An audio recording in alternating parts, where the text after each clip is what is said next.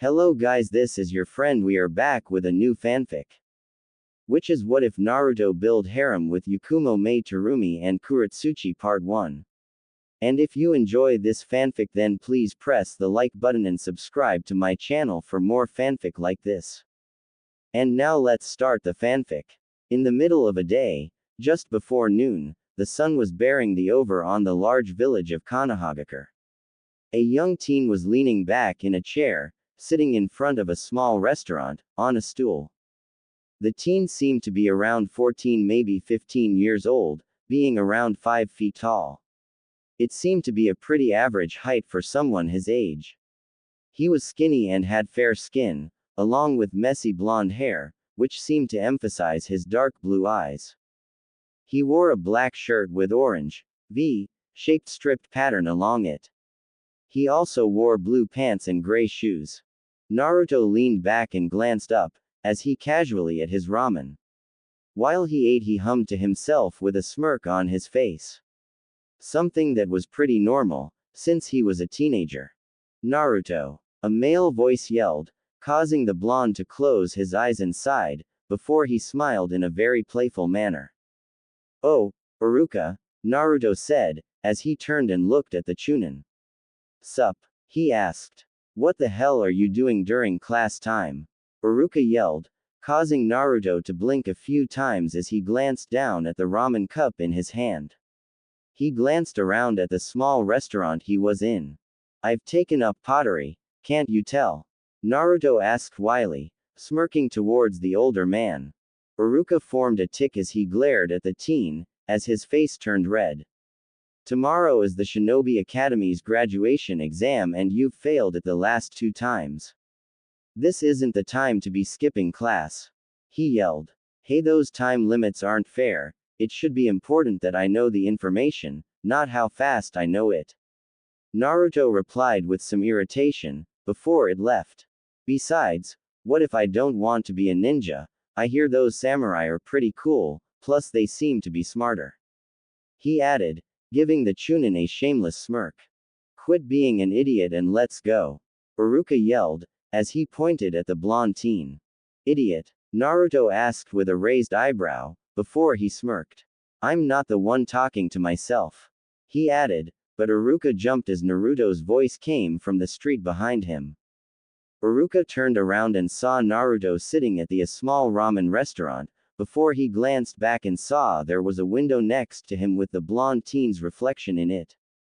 "Damn it, Naruto. Quit doing that," he yelled. "Sorry, Iruka," Naruto said with a wily smile, showing that he really wasn't. "It's just so hard to stop doing what's so easy to do," he replied with a tone in his voice.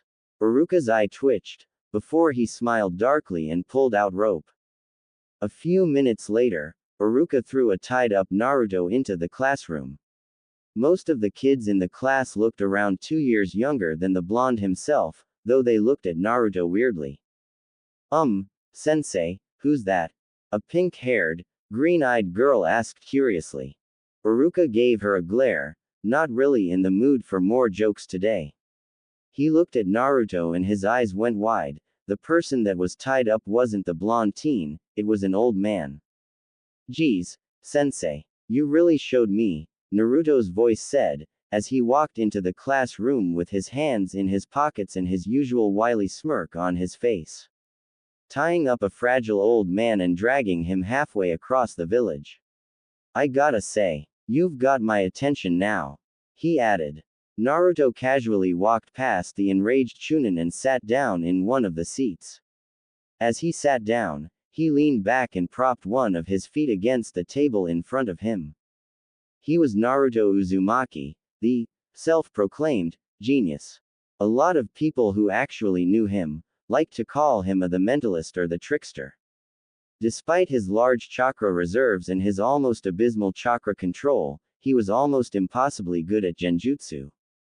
Like he said about the time limits of the tests not being fair, he knew about a lot of the things, some useless and some invaluable. Even before he joined the academy, with the life he had.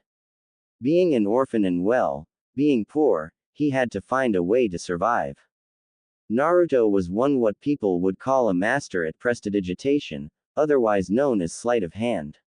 He's been doing it for years, since he was young. He's done it for almost a large portion of his life, that he always uses it. Even if it's just to mess with people, mostly for the sake of getting people riled up. When he first joined the academy, he learned that he hated a lot of things. Learning was easy. He was just too bored to stay still. He learned that his chakra control was shit. He learned that he was mediocre, if not worse than that in ninjutsu. But he learned something else. He learned he was incredibly good in genjutsu, which suited him just fine. He had no idea why he was so good with genjutsu. He was baffled as to why, even with his large reserves of chakra and crappy control, he was incredibly skilled with it. Though he didn't have techniques, it was more instinctual and in his subconscious. Time for a henge test. Everyone line up, and transform perfectly into me, Uruka announced, with the students getting out of their seats. Transform perfectly to you. That's kinda pertinacious, Naruto commented wryly, as he stood in line. Why not something more practical and more useful? He began with a smirk. Like that chair over there. He added. Shut up, and do the damn henge. Uruka yelled, as his formed several tick marks. So is that a green light on the chair? Alright then, Naruto began, as he formed a hand seal. No, idiot, he announced angrily. Naruto rolled his eyes and formed a hand seal, before he was enveloped in a cloud of smoke. There, he said, as he cloud dissipated, revealing an identical Uruka. Finally, honestly, if you actually did what you were told, you wouldn't be such an idiot, Uruka said, as he rubbed his forehead. Well, if I always did what I was told, I would be one of those peons over there, Naruto said uncaringly, as he glanced at the other children, getting glares from them. Uruka sighed in disappointment. A few hours later, Naruto was walking through the village with a plastic bag in one hand, containing some containers of instant ramen. After a few steps, Naruto bumped into a man, causing the man to fall back. Oh, Naruto sounded, before he reached out and helped the man up. Wait, he said, as he got a better look at Naruto. In an instant his demeanor shifted to a more nervous one, before he quickly walked away from the blonde. HMPH. Naruto sounded, as he looked forward and smirked as he held up his hand, revealing a wallet, before he put it in his wallet. Ah, is that what they teach in school now? A male voice said, causing Naruto to stop and sigh loudly. Naruto turned and noticed a teen around his age leaning against a wall, with his arms crossed. He was well built and a few inches taller than the blonde teen, and had pale skin. He had silver gray hair that was partially slicked back while unkempt at the front and silver gray eyes. He wore a gray and black two-toned partial zipped jacket that covered his upper body and similarly colored pants, along with armor on his shoulders, resembling rear braces. He also wore a large pair of black boots. Come on, man. Be a little more enthusiastic when we meet. It's like you don't like me or something, the silver gray-haired teen said with a smirk. I don't know, maybe it's because you're a douche, Mercury, Naruto said with a shameless smile, as he walked up towards the silver gray-haired teen. Is that any way to talk to your superior, academy student? Mercury questioned. Not for long, Naruto replied, referring to the academy student comment. Oh, you're actually going to try and pass this time? I'm shocked, Mercury said sarcastically, as he pushed himself off the wall. Naruto rolled his eyes at the teen his age. Mercury was orphan, just like him. Though it was more of a different case, his mother gave him up since she didn't have enough money to support him, and his father, well, no one knew who he was. He and Naruto knew each other since they were in dippers. The blonde teen smirked as he looked at Mercury. He knew that Mercury was probably the one person in the entire village who knew him best. They did a lot of things together. They even joined the academy together. Though when Naruto failed the test the first time, Mercury passed became a genin. Well, if I don't actually try this time, I'll never become a shinobi. Naruto said with a shrug, as he glanced at his oldest friend. Despite the fact Mercury dressed and acted like a hipster douchebag, Naruto thought he was cool and a good friend. Mercury had flaws, and Naruto knew he wasn't a saint either and knew he had his own flaws too. And why exactly are we becoming shinobi again? Mercury questioned, as the two began to walk along a sidewalk. If we want to leave this village, becoming a nin sorta fucks it up. He said dryly, as he crossed his arms behind the back of his neck. It only makes it harder, not impossible. Naruto replied, before he scowled as he glanced down at his stomach and lifted up his shirt, revealing a swirl-like tattoo. And I believe if I become a nin I might be able to learn what the hell this thing is supposed to be sealing. He added. Mercury nodded at that one.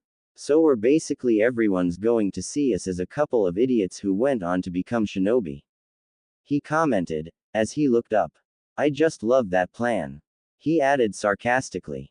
We aren't idiots, or pretending to be them either. Naruto replied with a sigh. Quote. I had to be the dead last. Mercury said with some anger, before he closed his eyes and relaxed. Naruto glanced at Mercury, before he smirked. But you also were able to study and train under, who was it again? He asked with a smirk.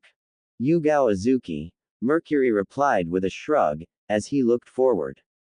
An Anbu member, from what I could gather, she wasn't as incredibly skilled, but as a bit, how you say, he trailed off, before he smirked.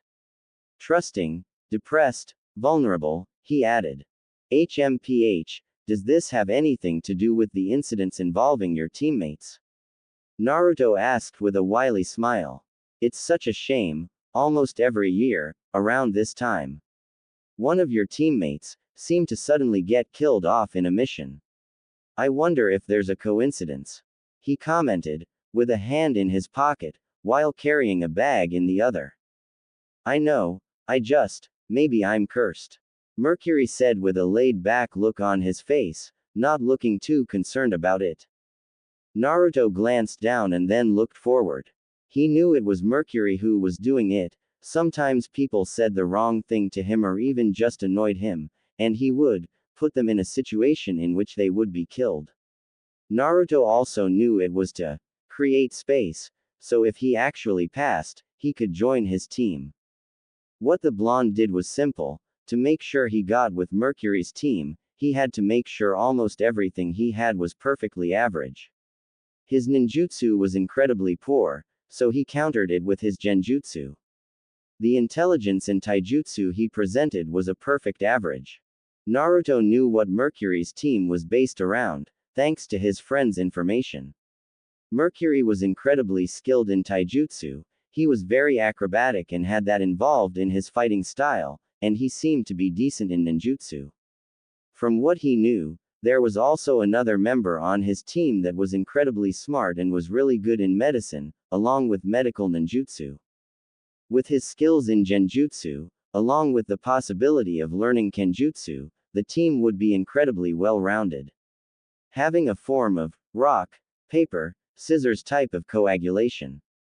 So, this, Yugao Azuki, you said told me she was good with kenjutsu? Naruto asked.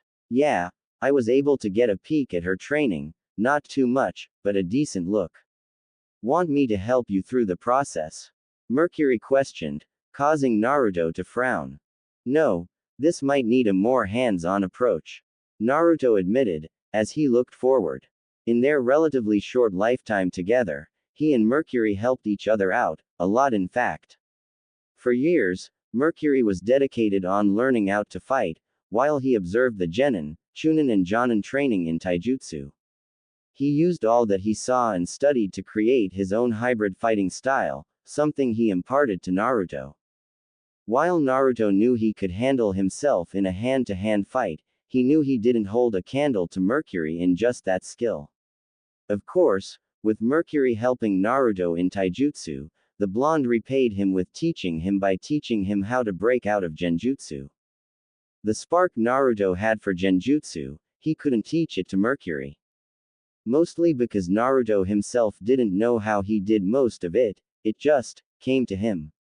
He could move his chakra into his fingers and snap them, causing someone to hear things that he did and didn't want them to.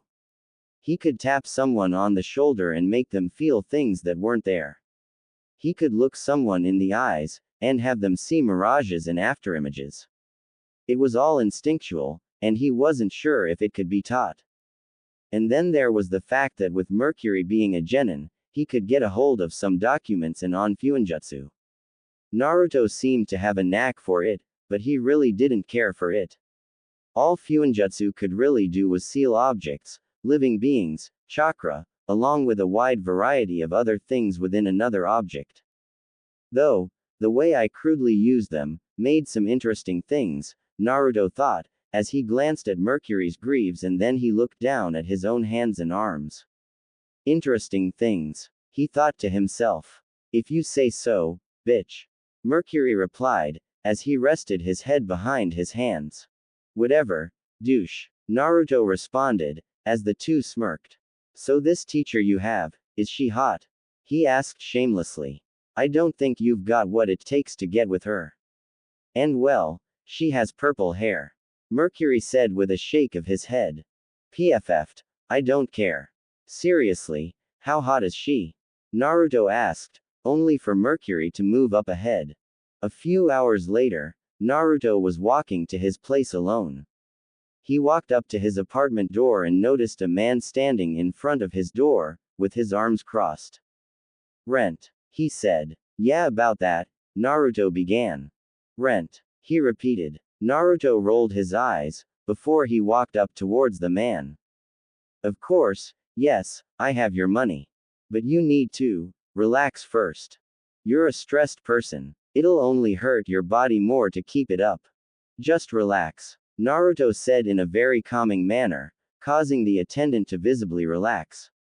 Maybe you should count down. How much is my rent? A200, 199, 198. As it goes down and down, 197, 196, he said calmingly, before Naruto noticed the man's eyes glaze over, and waved a hand in front of his face, and then noticed not change. You need to calm and relax, you will be paid. In fact, you've been paid. You're paid every day, in fact, you're paid so much you don't need me to pay rent. Naruto said, as he reached out and put a hand on the man's shoulder. Why don't you relax, take a walk down to your apartment. Get a nice, cold, refreshing drink. Find a girlfriend or a boyfriend, whatever you're into. And when you're done, go to sleep in your bed. When you wake up tomorrow, you'll forget all about this, you'll feel happy, and you'll leave me alone. Naruto finished, before the man blinked a few times and slowly turned around and walked away. Naruto smiled in a wily manner, as he entered his apartment. I love being me sometimes, he thought. The next day, Naruto was sitting at one of the chairs, in the academy classroom. He leaned back in his chair and glanced up. What kind of medals should it have? He thought, before he looked down at the table. In front of him on the table was a piece of paper, with sketches on it. They were designs for sword, with its specs. It was scaled to be around 1.5 feet long, just about the size, if not a bit shorter than his arm. Chakra metal might be useful, but they're too expensive and I don't think I could convince them to give it to me for free. Naruto thought with a smirk. Plus, it's pretty fucking useless. I mean, from what I know, shinobi could just channel their chakra into regular kunais and blades. He mused dryly. Naruto tapped his pencil down a few times, before he smirked.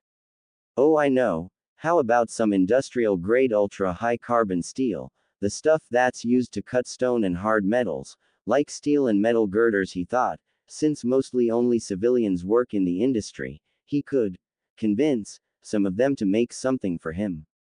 I bet I could integrate a titanium carbide coating into the outer part of the blade. He mused, as he wrote his ideas down on the paper. PFF'd. What else? Naruto muttered, as he looked at the drawn sheath. He closed one eye and tilted his head to the side.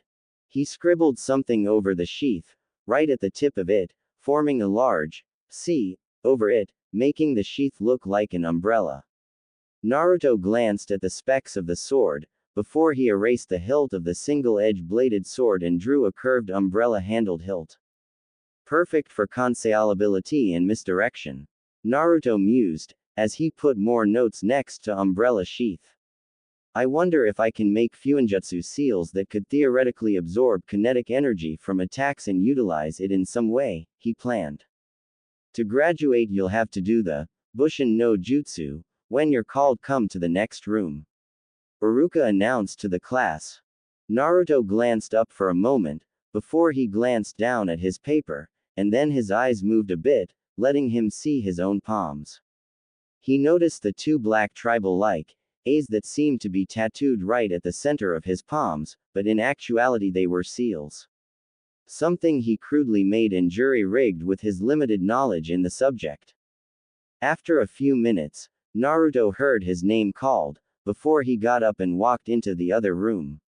Naruto stood in front of a table, with Iruka and Mizuki sitting behind it. So, do you just want one clone, 2, 4?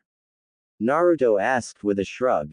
Just make a clone, Iruka said angrily. He just wanted to pass this kid. He seemed to have some ingrained problem with authority.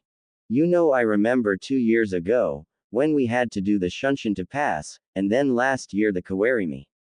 I gotta say, I've made sure I actually mastered them. Now I gotta do the easiest technique you could have done. PFF'd. All that work is just, blah. Naruto complained, as he rolled his eyes. He lifted his hands up and formed a hand seal, while looking into Iruka's eyes and then to Mizuki's. 2 clones formed next to him, while they didn't leave a shadow, like they weren't solid matter. They weren't semi-transparent like some other clones. They seemed realistic enough to pass as a viable person from a distance or up really close. You pass, Iruka said with a relieved sigh, and picked up a headband and tossed it towards the blonde. Now get out, he added. Naruto caught the headband and smiled playfully, as he walked out of the room. Boruto Namikaze, your turn, Iruka announced, as Naruto walked out of the room. Naruto turned and bit, as a boy, around 2 years younger than him walked by, with the two sharing a glance. The boy had bright blonde hair, contrast to Naruto's darker blonde. He had bright blue eyes, especially compared to Naruto's dark blue ones. He had whisker markings on each of his cheeks and had a nervous look on his face. How is it in there? Boruto asked. Naruto smirked. It was grueling, he said, as he walked off.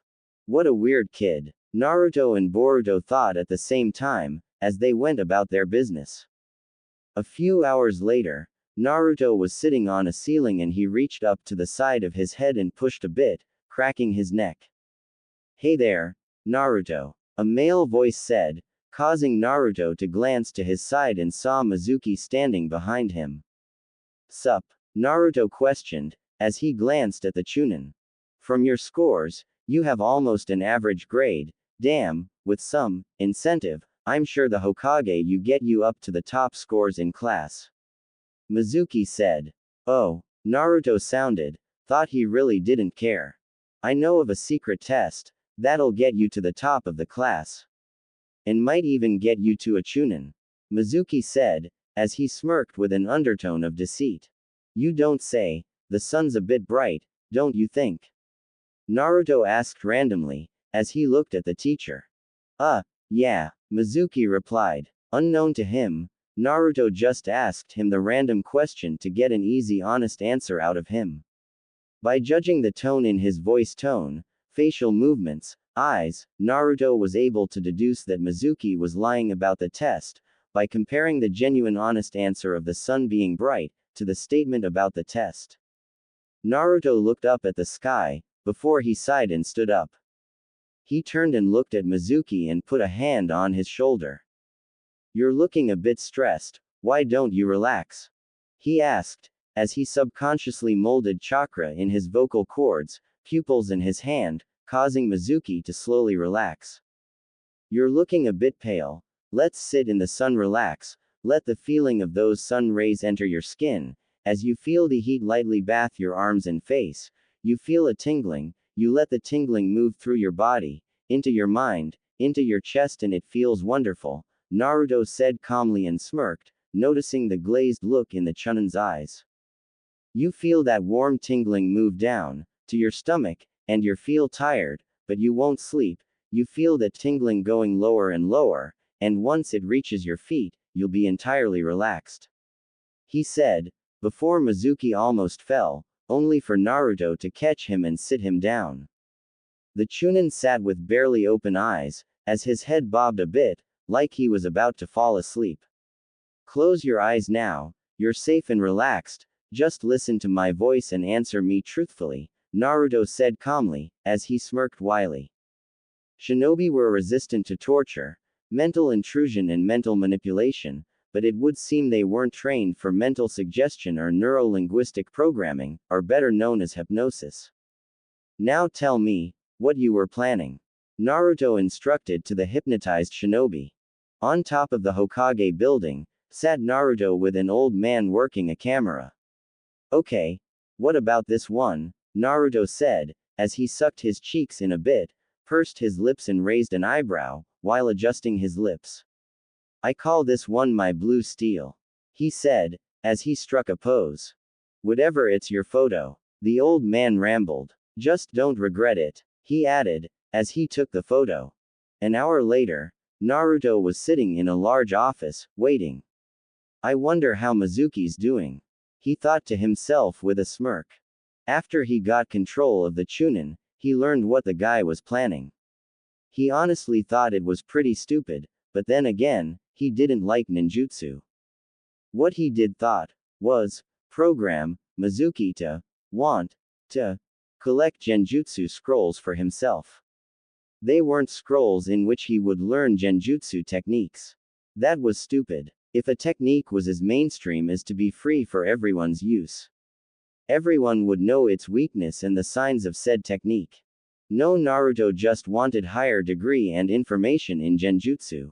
He understood the basic stuff that the academy had, but he wanted more advanced knowledge of it. He wanted to create his own techniques special to him, that only he could utilize at the highest efficiency. Naruto glanced around and sighed. The Hokage had summoned for him, and he's been waiting for almost half an hour. What the hell is taking this guy so damned long? He said, irritated. The door opened, before 3 people walked in. Naruto didn't seem too concerned with them, as he was leaning back in his chair, looking out a window. Usually when you call for someone, the polite response is to usually be there, Naruto said with a smirk, as he looked out of the 3 people who entered the room. He recognized 2 of the 3. One was Boruto, the boy he saw a few days ago. The second was a man with bright blonde spiky hair, or the Hokage Minato Namikaze, and the third one was a middle-aged woman with red hair. Naruto merely glanced at them, before his eyes landed on the wall, to the left of the 3, and made an amazed, confused face. And like he predicted, Minato, Boruto and Kushina looked at the area he was looking at. When they were looking for what he saw, Naruto took that time to study the 3 people. He mentally took down their facial details, their hair colors, their outfit, their relaxed posture, and the similarities and differences they had with each other. The reason he had them look away was so they wouldn't know he was studying them. People tend to put on a face when they learn they're being studied. They try to act their best or try not to act at all. Naruto mused. After a few seconds, the 3 looked back at Naruto, to see he was smiling playfully. What was it you needed me for, Hokage? He asked. There's no need to be so formal, just call me Minato. And you don't have to just sit in that chair, you can move around, Minato said kindly. Naruto almost instantly stood up, before he began to leisurely walk around the office. I must admit it is an honor to be requested by someone of your prestige, he said uncaringly, not even looking at the 3. It's alright. I'm a normal person, same as anyone else. Minato said, as he rubbed the back of his neck.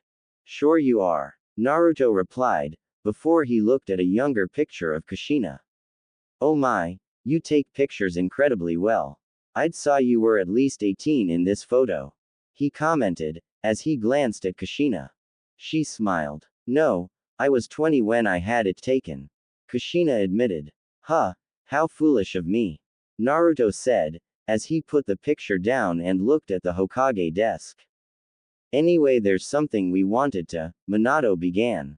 Such a fine desk, I'd hazard a guess and assume it's made out of mahogany. Naruto said randomly. Yes, Naruto, Minato said, causing the teen to look at him. Along with your shinobi registration, there comes a certain type of responsibility. He informed. With that responsibility, comes a certain burden. He said seriously, while Kushina looked down and Boruto looked away. Yes, I'm well aware of the mantle of the will of fire, and all that jazz.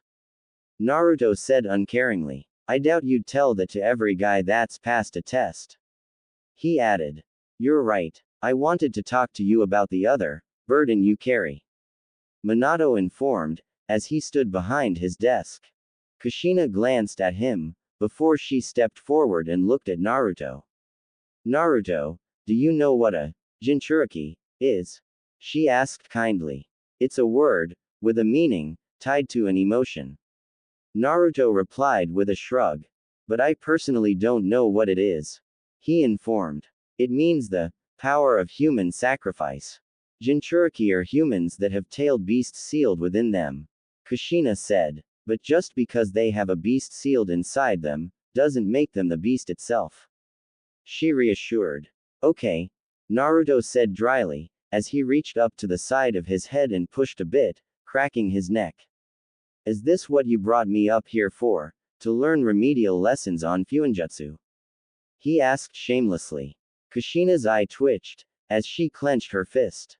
Listen to a woman when she's telling you something important, you know. She announced angrily. Naruto opened an eye, as he looked at her. You know, you're kinda noisy. He commented. Yeah, well you're dull, you know. Kushina yelled. I take that as a compliment. He replied with a sigh. You could be an announcer or a singer with how loud your voice is. He added. Kushina's red hair flared out behind her, as she moved towards the teen. But she was stopped by Boruto, as he moved in front of her. Mom, calm down, he said. I feel like you don't like me, don't be mean. Naruto said with a grin, before he noticed Kushina glaring at him angrily, trying to swing her fist at him. Tut, that's cold, he said with fake sadness. I'm going to remember you as liquid nitrogen, because that's how cold you are. He said. Okay, Minato said, trying to hide his smile at how Kushina was reacting. Naruto, there's a reason why we're telling you about Jinchuriki. He said, as his smile fell and he looked serious. Do you know what happened to the Kyuubi 15 years ago? He asked curiously. Naruto gave him a look. I have a very good memory, but not that good. I just know it attacked, and I know you defeated it. He replied. Naruto, 15 years ago, my wife was the Jinchuriki of the Kyuubi, the seal that held it back, broke, and it rampaged across the village. In order to protect the village and the third Hokage gave his life in helping me seal the tailed beast.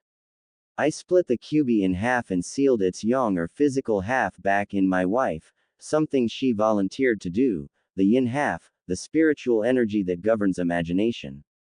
That was sealed into you that very night. Minato informed. That night, when I sealed the yang half into Kushina, it saved her life, but it also crippled most of her chakra pathways, leaving her weakened, Minato said sadly, as he looked down. Naruto blinked a few times, as he glanced down and gripped his stomach. Yin chakra is what is used to make genjutsu, I guess it explains why I have such a knack for it. He thought analytically. Huh, he sounded.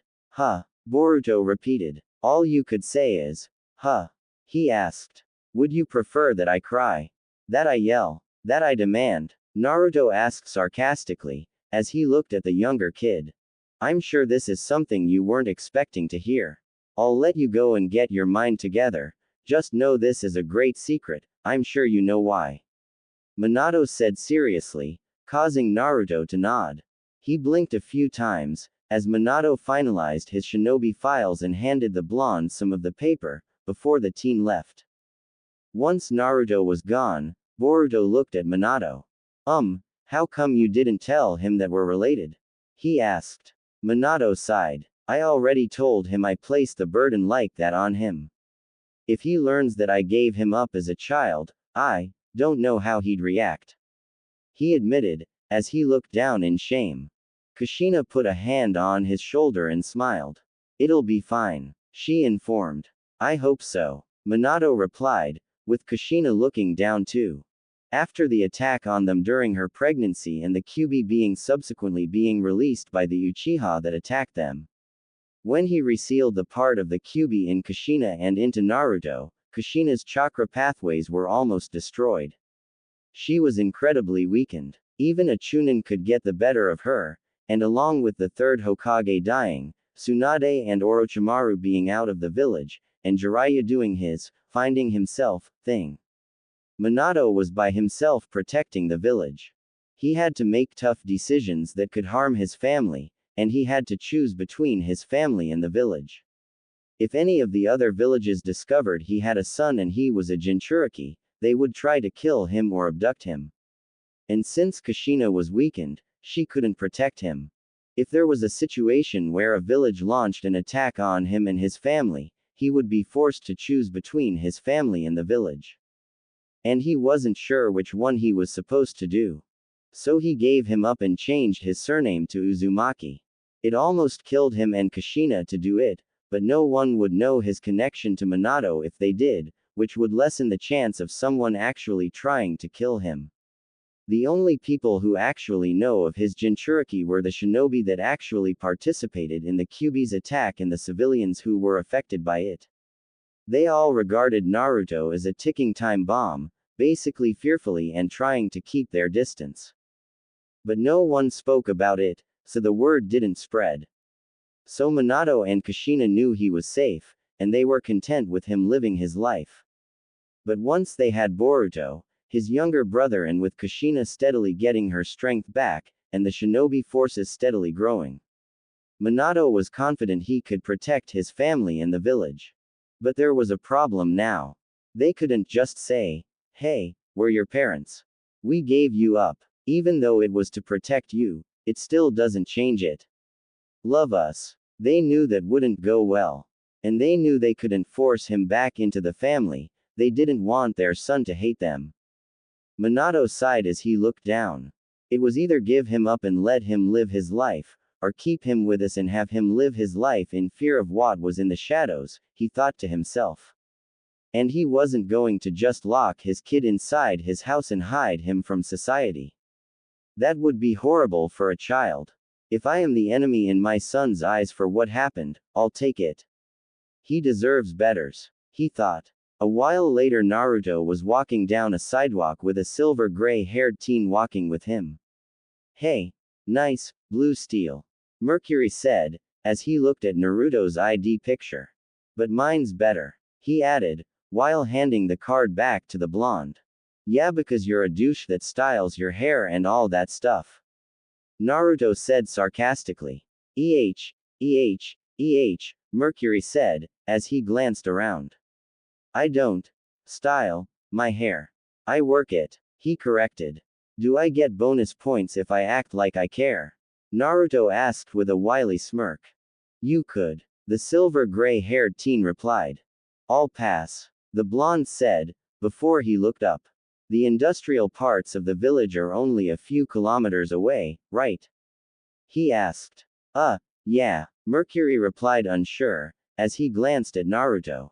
You okay, man? He asked. Yeah, and it's around 4 in the afternoon, right?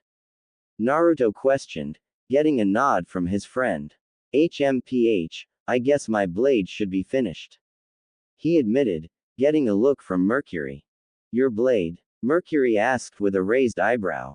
Did you request one to be made by that ninja shop place? He asked, not really knowing the name of it.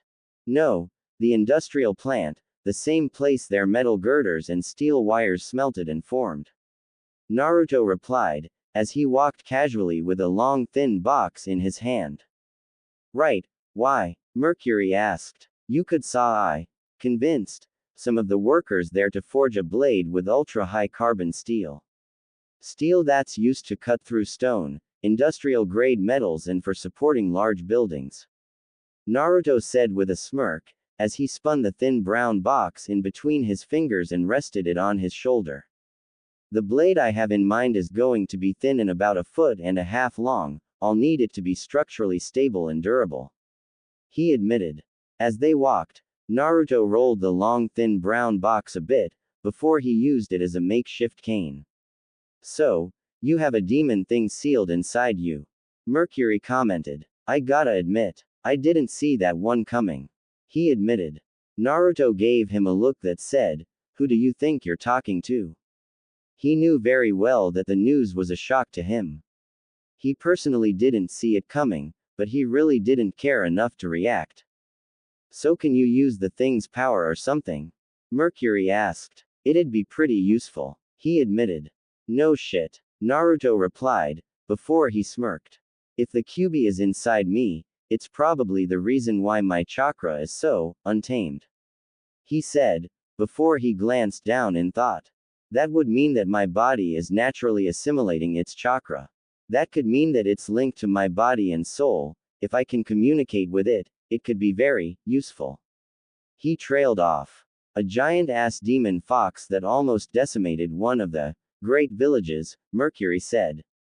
Oh, please, Mr. Naruto. Please don't kill us with your demonic powers. He said mockingly.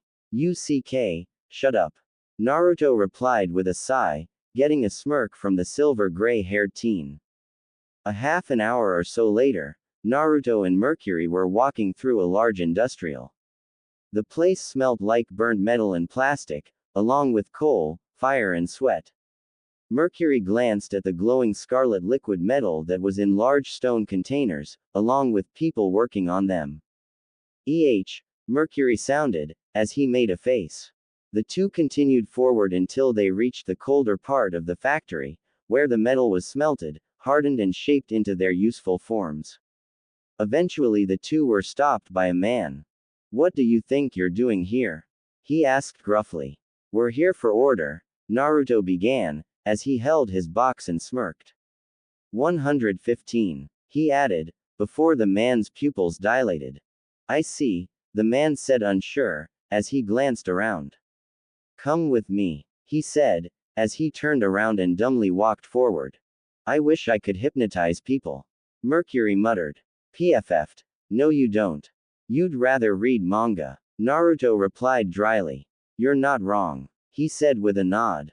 After a few minutes, Naruto and Mercury stopped, as the man stopped in front of a few other works.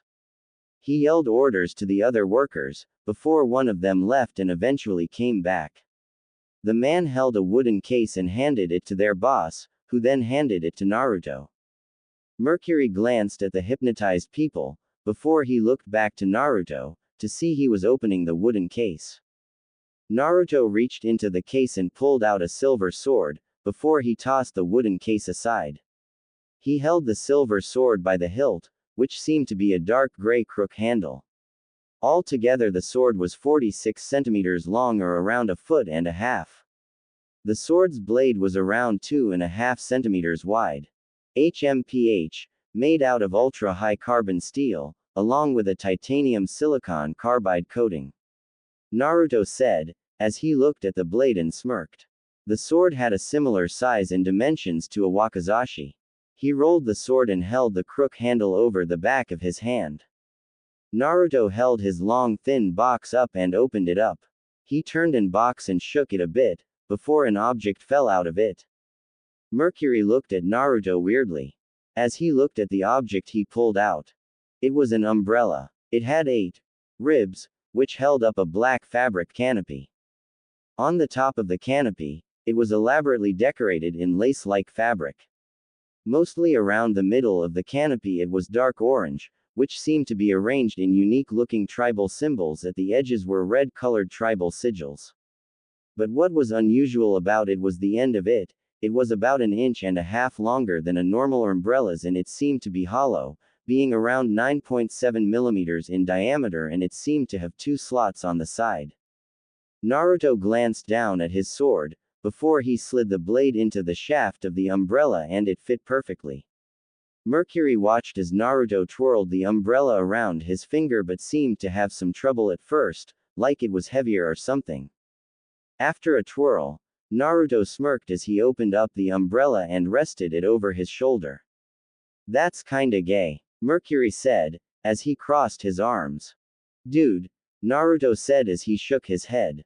"This isn't the Dark Ages, have some respect," he said with an eye roll. Mercury said uncaringly, as he glanced at the umbrella. "So did you spruce that thing up, or not?" he asked. Naruto held the umbrella at the center of its mass, as he glanced at the end of the umbrella, which seemed to be a muzzle brake, before he looked at Mercury's greaves. "You could say something like that," he added. He glanced at the dark orange and red tribal designs on his umbrella. "Some could say he stylized his own fuinjutsu seals. Not only would no one be able to recognize them as fuinjutsu, they also looked good. But what the fuinjutsu's main focus was to seal the kinetic energy of attacks. It can basically negate every physical attack, such as taijutsu, ninjutsu, and kenjutsu. It could also make every water, earth, wind, and to some extent lightning and fire jutsus useless.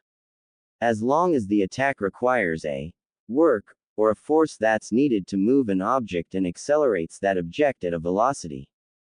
The fuinjutsu array Naruto integrated into the entire canopy of his umbrella could seal that kinetic energy.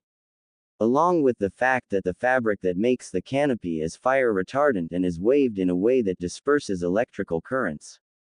Though, that kinetic energy has to go somewhere. Naruto thought with a smirk, as he and Mercury walked out of the factory.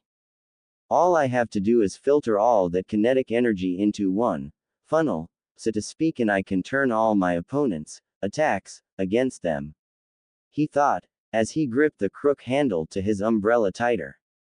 "Wanna get some ramen?" Naruto asked as he glanced at his friend, only to get a smirk from Mercury. "And, our friends will be paying," he added, as he pulled out a few wallets from the factory workers, getting a wider smirk from the silver-gray-haired teen. In the middle of the day, Naruto was sitting at a desk with a wily smirk on his face. He had a foot propped up on a desk and was leaning back, while spinning his umbrella. The only problem with his umbrella was the fact that since it absorbed kinetic energy, it was a bitch to move. It was a good workout, he supposed, since not only did it charge up his umbrella, it also got increasingly harder to move.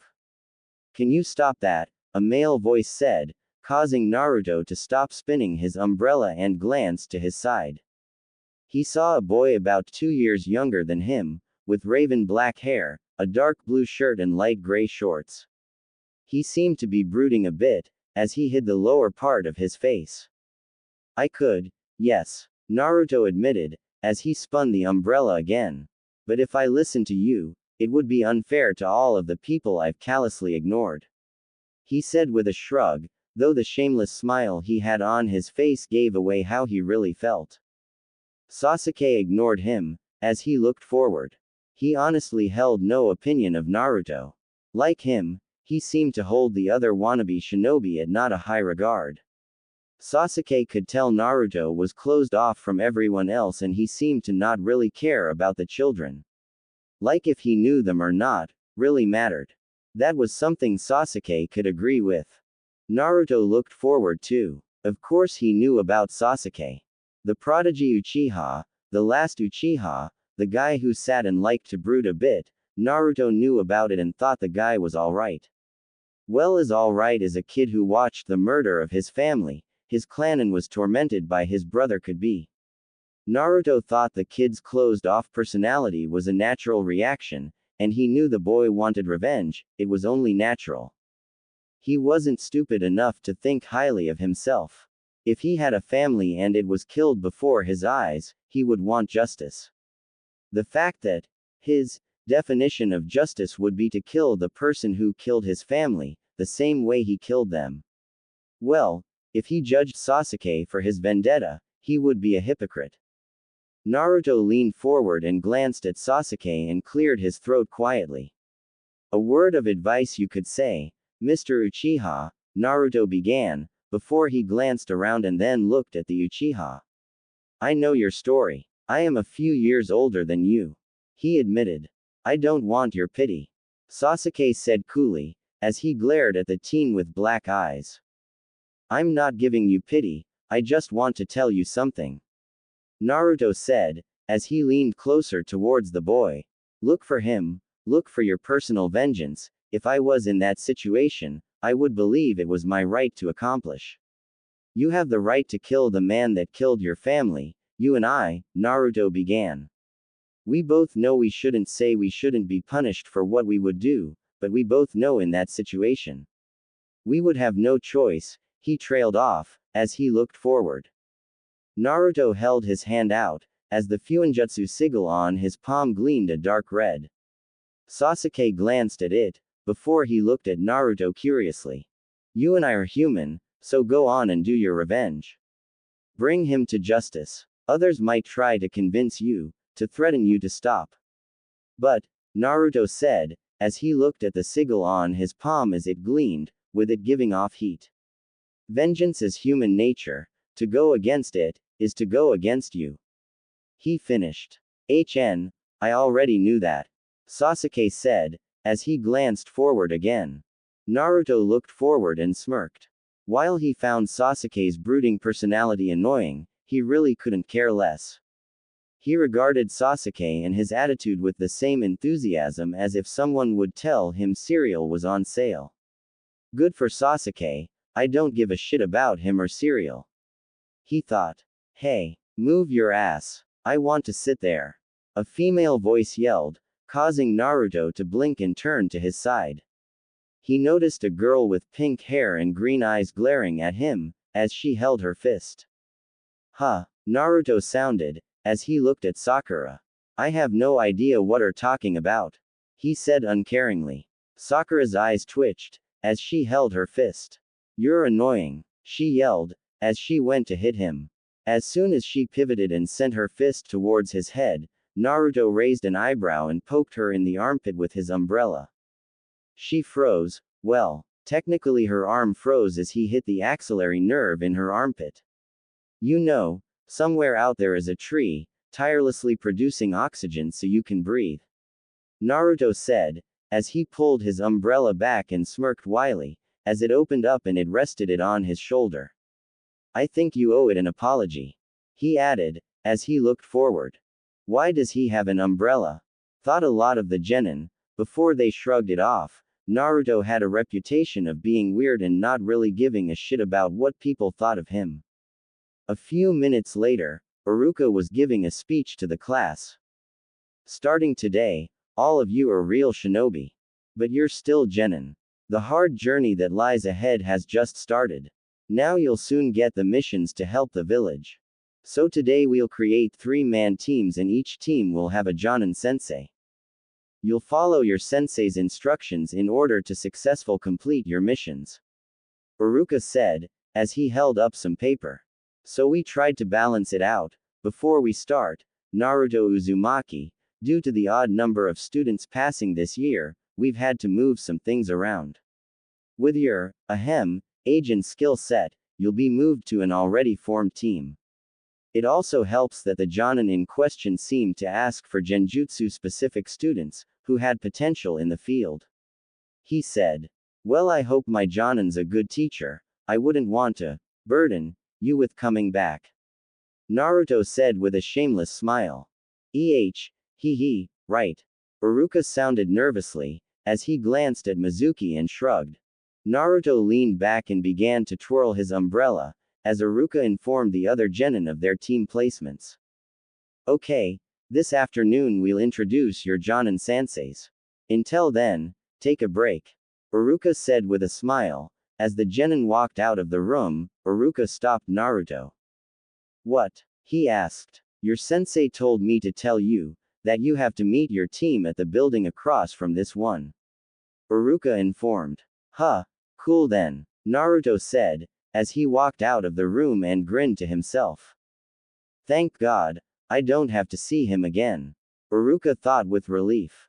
Naruto crouched down before he jumped up towards a two-story building. He had one hand in his pocket, while he twirled his umbrella in his other hand, as he walked up the horizontal wall. Despite the fact that he was a newly genin, Mercury wasn't. He was able to learn wall walking, and taught it to Naruto, mostly to help him with his abysmal chakra control. It took almost a week to get this down. Naruto thought with annoyance, remembering the training he forced himself through to actually learn how to walk on walls. You took your sweet-ass time, Mercury said, as he leaned against a railing with his arms crossed. Hey, don't be mean to our new team member, a female voice said to the gray-silver-haired teen. Naruto looked at Mercury, before he noticed his friend's annoyed look. He turned and looked to the other end of the roof and noticed another person there. It was a young woman, around 19, just a few years older than he and Mercury were. The young girl had pale skin, along with long wavy raven black hair, with her eyes being a deep shade of emerald. She wore a sleeveless light purple shirt with a dark purple scarf around her neck, along with a pair of black pants and black low-heeled boots. Yo, she said happily, as she smiled cheerfully at Naruto. I hope we can become great friends, sweetie, she said with friendly. Naruto looked at the girl who was almost 3 or 4 years older than him, before he looked at Mercury incredulously. Is she kidding? He asked. No silly, I'm Emily Gray. Ha, bad joke, she said with a smile. Right, Naruto sounded, before he smirked. I'm Naruto Uzumaki, I'm sure we'll get along great, he said in calming manner. That could almost come off as charming. Great, Emily replied happily. Emily, interesting name, Naruto commented.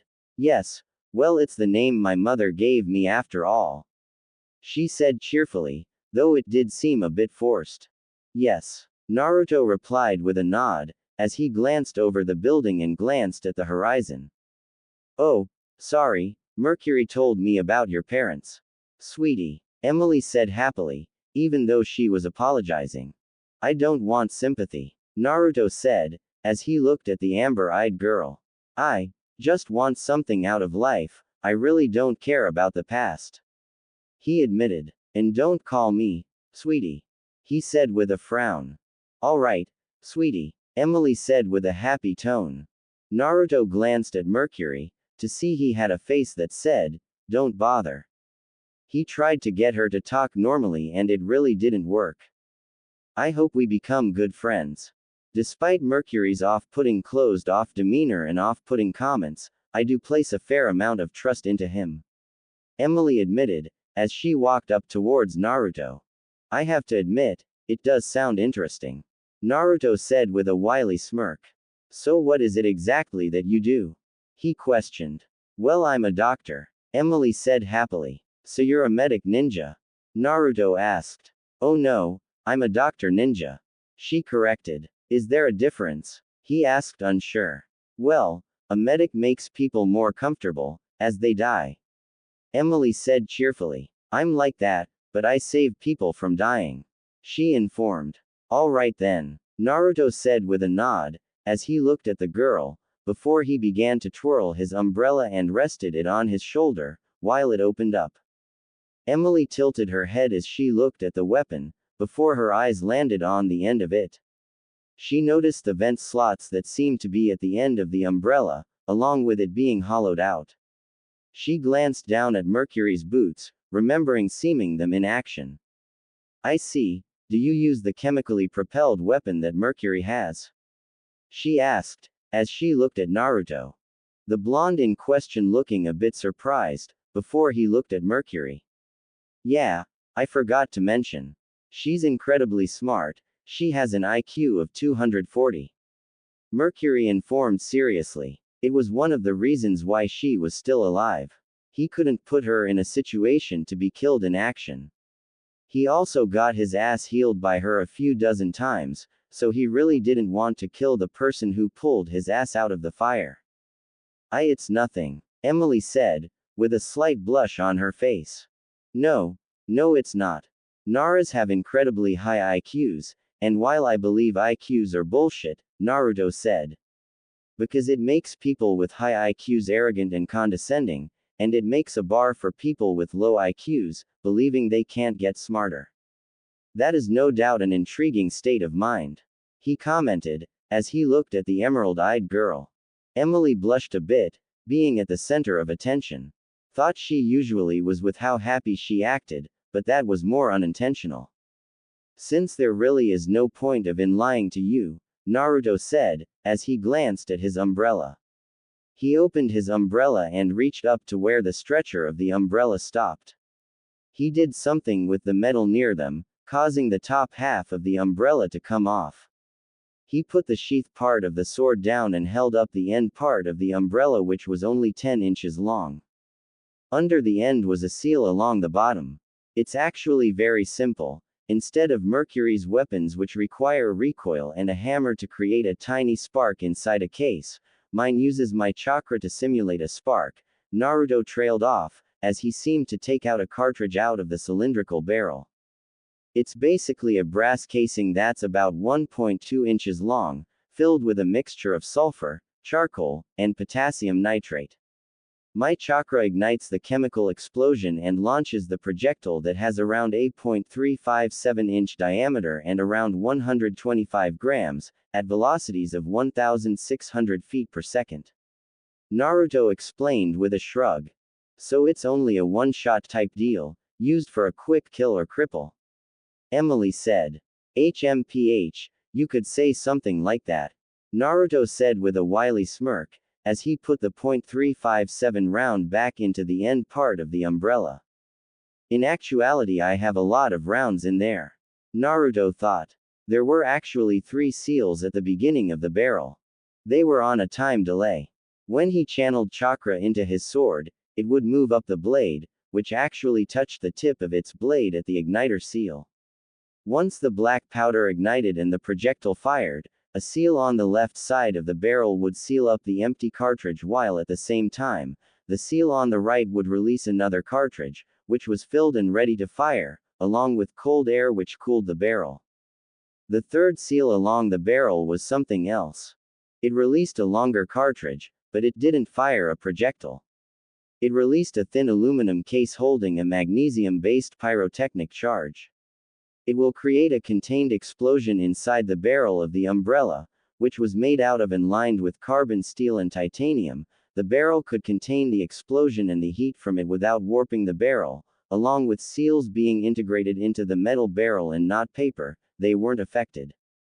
The explosion would then be funneled down the barrel and emit an intensely loud bang of 170 to 180 decibels and a blinding flash of more than 1 million candela within a few feet in front of the barrel, sufficient to cause immediate flash blindness, deafness, tinnitus, and inner ear disturbance to the person or persons Naruto was aiming the barrel at. After Naruto fixed his umbrella, he rested it on his shoulder and slowly spun it, as he blocked the sunlight.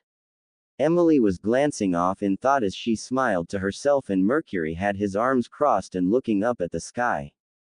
Naruto didn't really mind telling Emily about the one ability of his umbrella, out of the other things it did.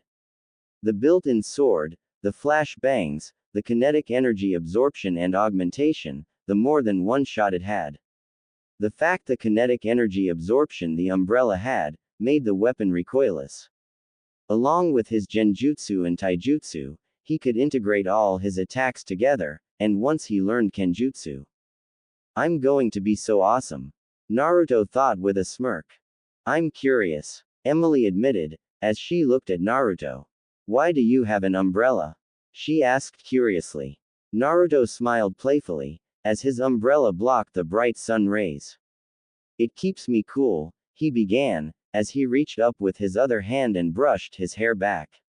And hot at the same time.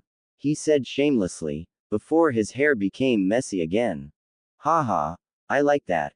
Emily said happily, with a giggle. See, Naruto said, as he looked at Mercury.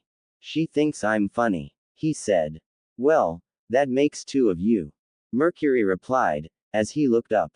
You know, words hurt. Naruto said with fake sadness, but with the fact he was very good at acting lying, manipulating in general, Emily thought it was real. Apologize, Mercury. Emily said seriously, as her cheerful tone vanished. Wait, what? Mercury asked, as he glanced at her. Yeah, Mercury, apologize. Naruto said, with a small smirk.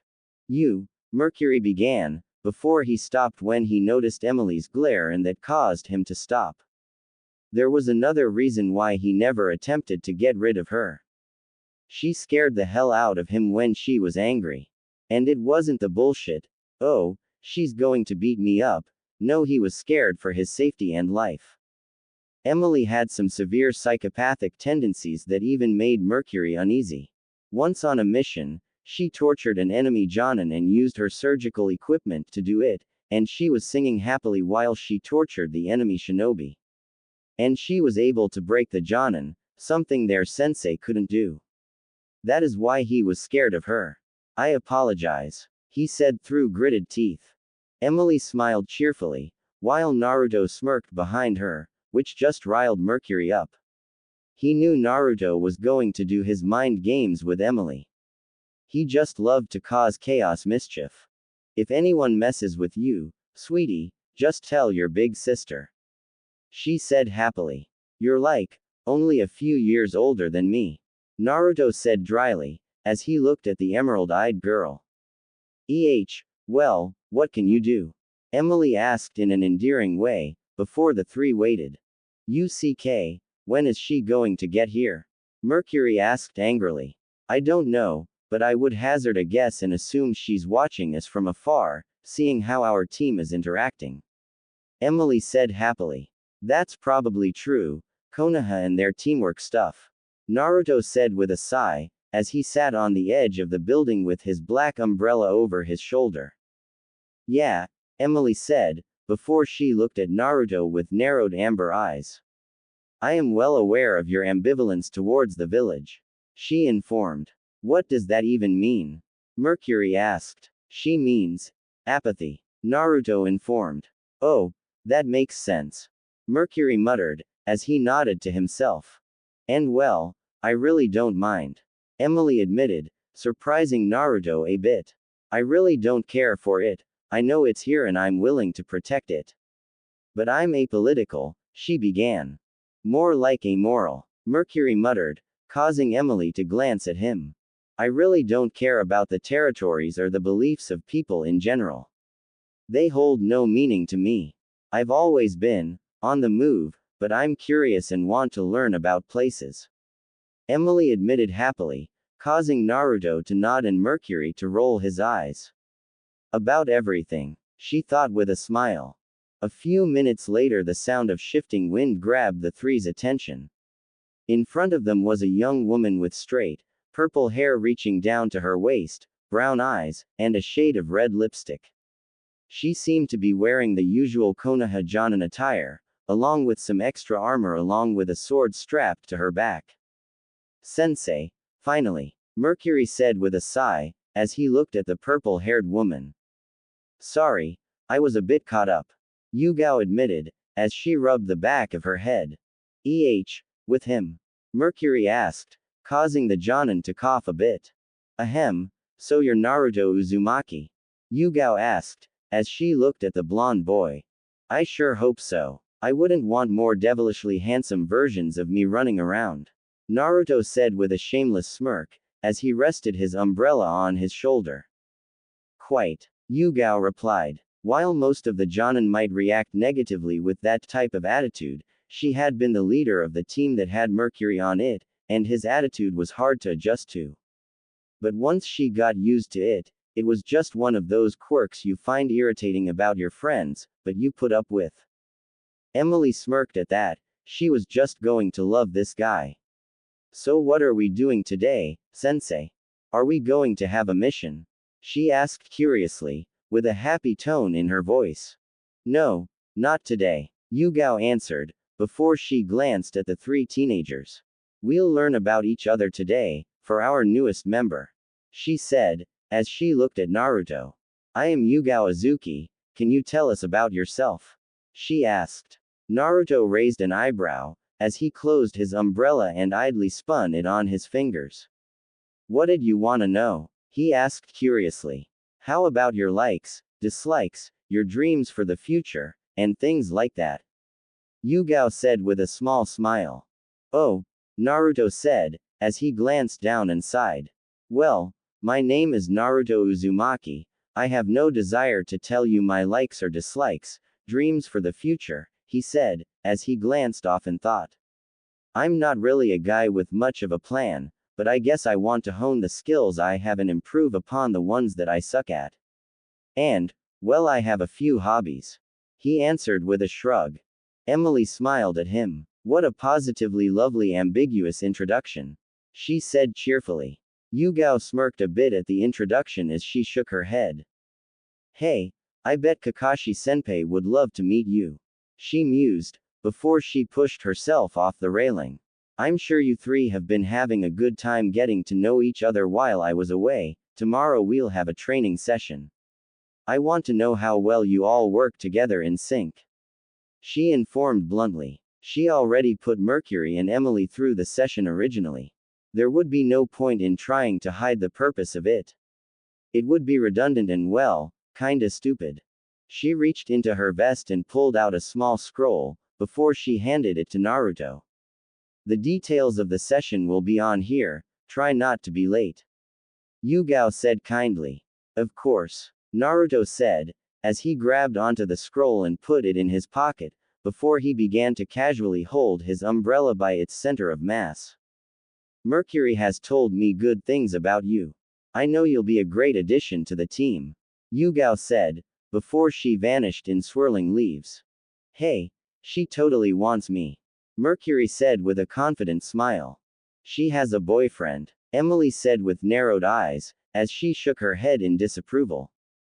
Things change, he informed. Naruto glanced at the area the Jonin stood, before he turned and looked at Mercury and Emily.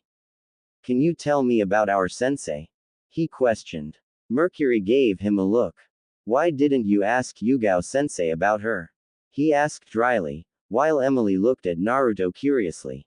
The blonde leaned to his side, as he pressed his umbrella against ground and used it as a type of support.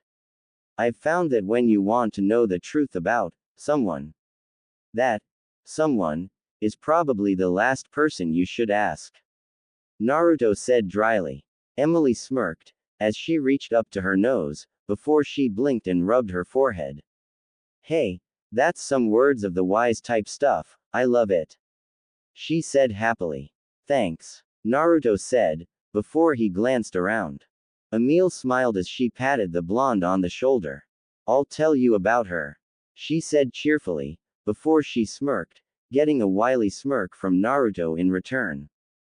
A few hours later, Naruto was hiding in the trees with a frown on his face.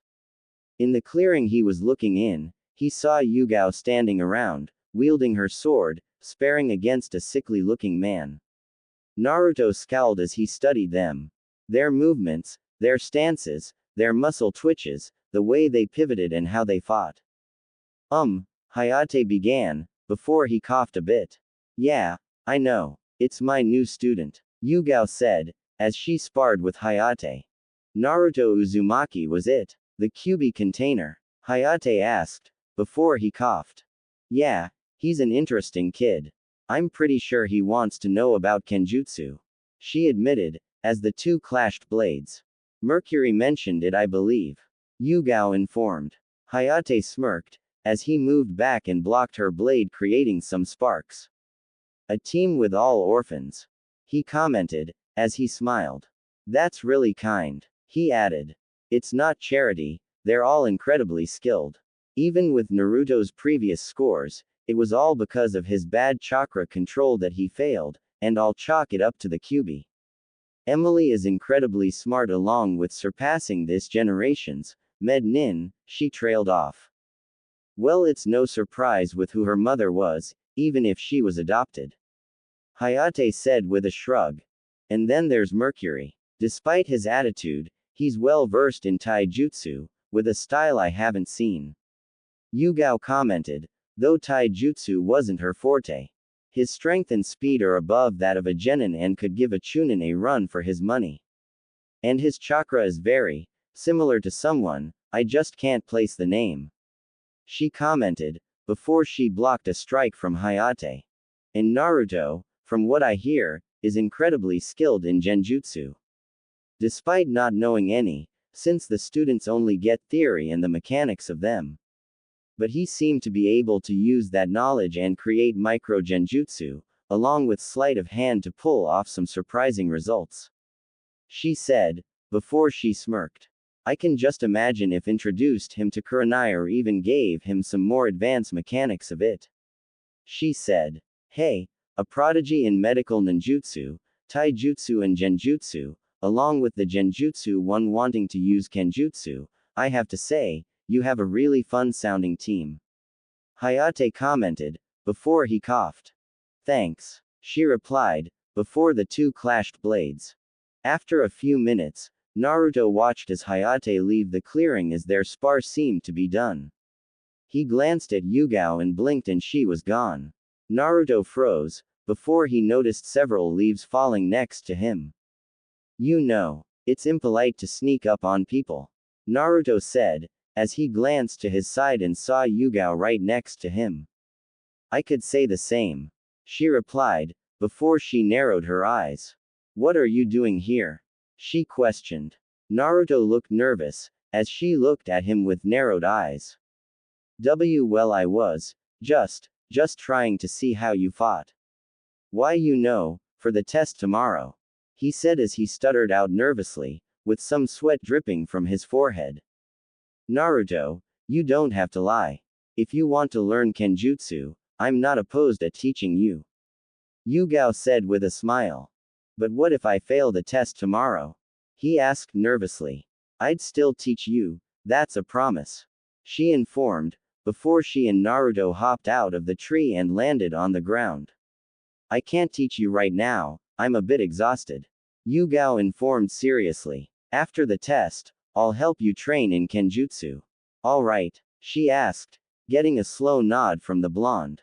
Thanks, sensei. Naruto said with a slight smile, getting a smile from the purple-haired Jonin, before she vanished in speed. Naruto twirled his umbrella on his finger, before he opened it up and rested the shaft of it on his shoulder and smirked. The gift of a good liar is making people think you suck at it. He thought to himself, as he glanced around at the forest with his umbrella shadowing him. Well, this has certainly been interesting. Naruto thought to himself, as he smirked. In the woods, a teenager with silver-gray hair stood with his arms crossed and leaned against a tree. He wore baggy gray sweatpants and a sleeveless muscle shirt. In his hands he held a with, Ika Ika Paradise, as the title. The sound of grunting came from his side, as Naruto had his arms on one of the long thin branches of the tree and was doing pull-ups. He wore a black vest and wore gray sweatpants too, with his legs curled up and as he held a large weight with his knees. As Naruto did his weighted pull-ups, Mercury turned a page and read from the. So, know that we're shinobi, what do we do now? He asked.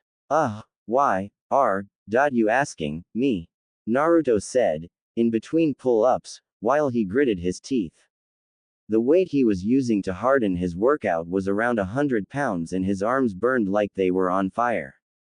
I don't know. Aren't you the man with a plan?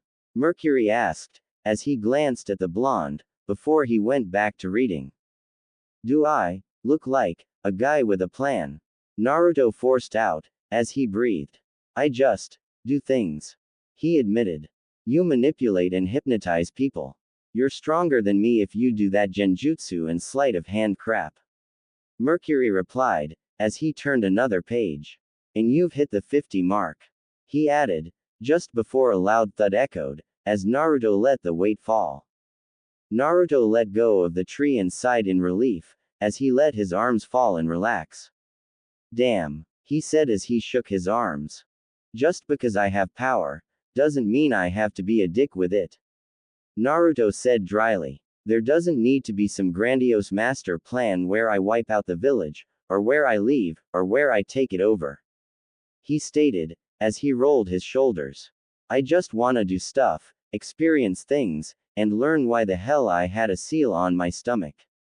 Now I know, Naruto said with a shrug, before he rolled his arms again and hopped up and grabbed onto the branch again.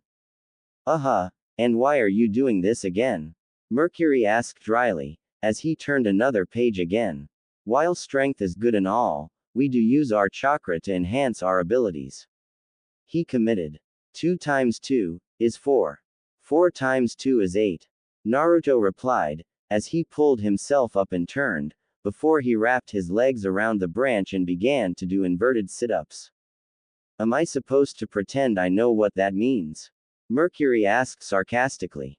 You say chakra enhanced our abilities, doubles our strength, speed and agility. What if our bodies were at the peak of human strength, speed and agility, and they were doubled? Naruto asked. You do realize that it takes years of dedicated training to even think of getting the peak of human condition. Mercury said in his usual laid-back way, as he turned another page. I'm not aiming for that, I'm just saying I want to be as strong as I can get at my base, before I use chakra to enhance my strength. Naruto replied, before he started his inverted sit-ups again. I guess you need all the help you could get. Mercury commanded offhandedly. Naruto hopped down off the branch and glared at the silver gray-haired teen. What the hell's that supposed to mean? He asked angrily, before he calmed himself down. We both know I'm physically stronger than you. He replied uncaringly. PFF'd. Don't remind me. Naruto said, as he glanced around the woods. Okay. 2 sets of 50 weighted pull-ups, 2 sets of 75 inverted sit-ups, I think 1 more set of each should do it for now. He said to himself, before Nay nodded. Okay. He trailed off as he lifted his arms up and exposed his sides. I'm ready, he added. Mercury shook his head and sighed, as he put his in his ninja pouch, which was under the sash over his belt. He knelt down and picked up a 2x4, before he shook his head. The things you do to get stronger. He mumbled. It'll be hard to fight an opponent when I'm blinded by pain by the first attack, hit with all you got. Naruto said, as he tightened his muscles and gritted his teeth. Alright, if you say so. Mercury said with a sigh, as he reared the piece of wood back and swung forward. An hour later, Naruto and Mercury were walking in the training area they were told to meet at. Naruto was scowling, as he used his umbrella as a makeshift cane to walk, with bruises on his body. You're still pissed, aren't you? Mercury asked with a smirk. What normal person hits his best friend with a damn 2x4? Naruto questioned. You asked me to. Mercury stated. Yeah, why would you listen? He asked with a scowl.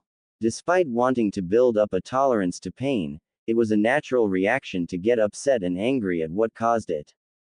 Well, to him anyway.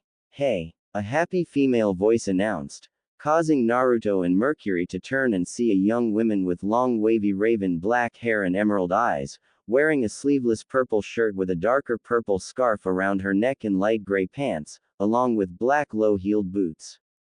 Oh no, what happened to you? Emily asked with wide eyes, as she looked at Naruto. She quickly went up to him and forced him to sit. Sit, I'll take care of this. Who did this? Emily questioned seriously. This stupid girl. I make one comment about her forehead and she went ballistic. It was my fault I provoked her. Naruto lied seamlessly. Emily nodded, as she held her hand up and it was engulfed in green light. She put her hand on Naruto's chest and began to heal the wounds, but to her surprise she already noticed most of the wounds were almost healed. Such a unique form of regeneration, is this the power the Kyuubi holds? She thought, as she glanced down at Naruto's stomach. You are such an interesting person, Naruto. She thought with a smirk that might have been considered evil. Now, sweetie, relax and let me help you. Emily said happily. Call me, sweetie, and I'll stab you. Naruto said irritated. Hee hee, oh, I would just love to psychoanalyze you. Emily admitted cheerfully, while she applied medical ninjutsu to the blonde. After a few minutes, Naruto was fine. He stood up and was casually spinning his black umbrella. Mercury was a few feet away from him, leaning against a tree reading a. In front of Naruto was Emily, who was only about 2 or 3 inches taller than him. Naruto and Emily stared down. Naruto's dark blue eyes stared into Emily's intense emerald one. All right, 1, 2, 3, he said, as he put their hands forward. Paper beats rock, he said, as his hand was open and Emily's was a fist. 1, 2, 3. Emily said, as she chose paper and Naruto chose scissors. 1, 2, 3. She announced, as she chose rock and he chose paper. The two continued a few times, but Naruto just stared into her eyes, as he continued to be a step ahead of her. Hee hee, this is so amazing. It's like you can read my mind. Emily said happily, as Naruto seemed to almost casually beat her in rock, paper, scissors. Maybe I can, Naruto said with a shameless smile, as he opened his umbrella and rested it on his shoulder. Haha, yeah right, Emily replied with a smile, while Mercury rolled his eyes and turned the page. Want proof? He asked with a smirk, as he stepped towards the 19-year-old girl. Sure, sweetie, she replied. Okay, focus, Naruto said as he put his finger up to the side of his head. You're thinking, can this handsome devil really read my mind? If he does, how will I ever be able to ask him out? He said with a wily smirk. Emily smiled, as she reached out and ruffled Naruto's hair. Am I right? He asked. Hee hee, you'll never know. Emily said cheerfully. I see you three are all here. A female voice said, causing Mercury to push himself off the tree, and Naruto and Emily to turn and see Yugao entering the area. The training session will begin once you attack. Once we start, she began, as she looked up for a moment. Until the middle of the day will we fight. Once I recognize your three's abilities to fight together in sync well, I call the session. Yugao instructed. Naruto and Mercury shared a glance, before the blonde looked at Emily. Don't worry about me, silly. I'm not much of a fighter, but I do have a few tricks. She said cheerfully, as she waved the blonde off. In an instant Naruto and Mercury charged forward and attacked. Naruto swung his black umbrella at the Jonin, before she leaned back and let it pass by, before she kicked him in the stomach. As Naruto doubled over, Mercury was jumping over him and went to drop kick Yugao in chest, only for her to block it with her forearm, but the explosion from his greaves caused her to frown. As Mercury fell back, he grabbed Naruto's umbrella and tossed it back to him. Naruto grabbed onto the umbrella and jumped up, right next Mercury and sent his knee out to his the Jonin. Yugao blocked his knee with her own, before he went to hit her in the side of the face with his umbrella, only for her to block it with her forearm. With his other arm Naruto went to punch her, only for her to grab onto it, before Naruto tried to kick her. But she turned and threw him, using his momentum against him. Just as Naruto was thrown to the side, Mercury successfully drop-kicked Yugao in the chest this time, sending her back. Yugao rolled herself up and bent her arm back to reach for her sword, only for Mercury to stretch his left leg up and hook it around her arm, before he jumped up and twisted, and then kicked her in the face. When Mercury flipped himself off of the Jonin, Naruto came up behind her and swept low and kicked her. But as soon as he did, she vanished in a cloud of smoke. As soon as she was out of their eyesight, Naruto and Mercury got back to equals back. Where's Emily? Naruto asked. If I know her well enough, she's probably setting up an elaborate trap or something. Mercury replied. Or something, the blonde said dryly, before he noticed Yugao moving towards him. I've got visuals. he admitted. Oh, so do I, Mercury replied with a sigh, as he saw Yugao charging at him. Naruto and Mercury charged forward, attacking their individual Yugao enemies. As she attached Mercury, he turned and delivered a side kick right towards her stomach, creating an explosion. Mercury made a face when he saw her survive it, thinking she was a shadow clone. But I doubt she'd willingly attack us when she knows our weapons have some terrible killing power. Along with the fact she's observing us, she wouldn't risk it. He thought, before he noticed the Yugao clone he was fighting had already drawn her sword and was ready to stab him. Naruto, umbrella, Mercury said, as he extended his hand and moved back. He knew he was flexible and could kick her, but he didn't want to give her the opportunity in cutting his leg off. Naruto pulled away from his fight and tossed his closed black umbrella at Mercury, with the silver gray-haired teen reaching out and catching the umbrella by the crook handle. Mercury turned and leveled the end of the umbrella at Yugao, before a thunder crack echoed, as a flash came from the end and at almost 1,600 feet per second, a 125-gram projectile of metal tore through and out of Yugao, causing her to freeze, before she vanished in a cloud of smoke. The Yugao in front of Naruto moved forward, as she jumped up and sent a kick towards him. Naruto quickly turned and moved behind her, before he wrapped his arms around her stomach and lifted her up and leaned back, slamming her into the ground. As she dispelled, Naruto got up and glanced around. Where's the original? Naruto questioned, as he looked at Mercury, who tossed his umbrella back at him. I think I know. Mercury replied, before he launched himself forward, using the explosion from his greaves to move forward. Naruto sighed, as he grabbed his umbrella by its center of mass and followed. Emily glanced around, as she walked forward. A few feet in front of her Yugao appeared, causing her to stop. A clone? I'm not sure if I should be offended, Emily said, as she tilted her head to the side, before she glanced out into the forest and smirked.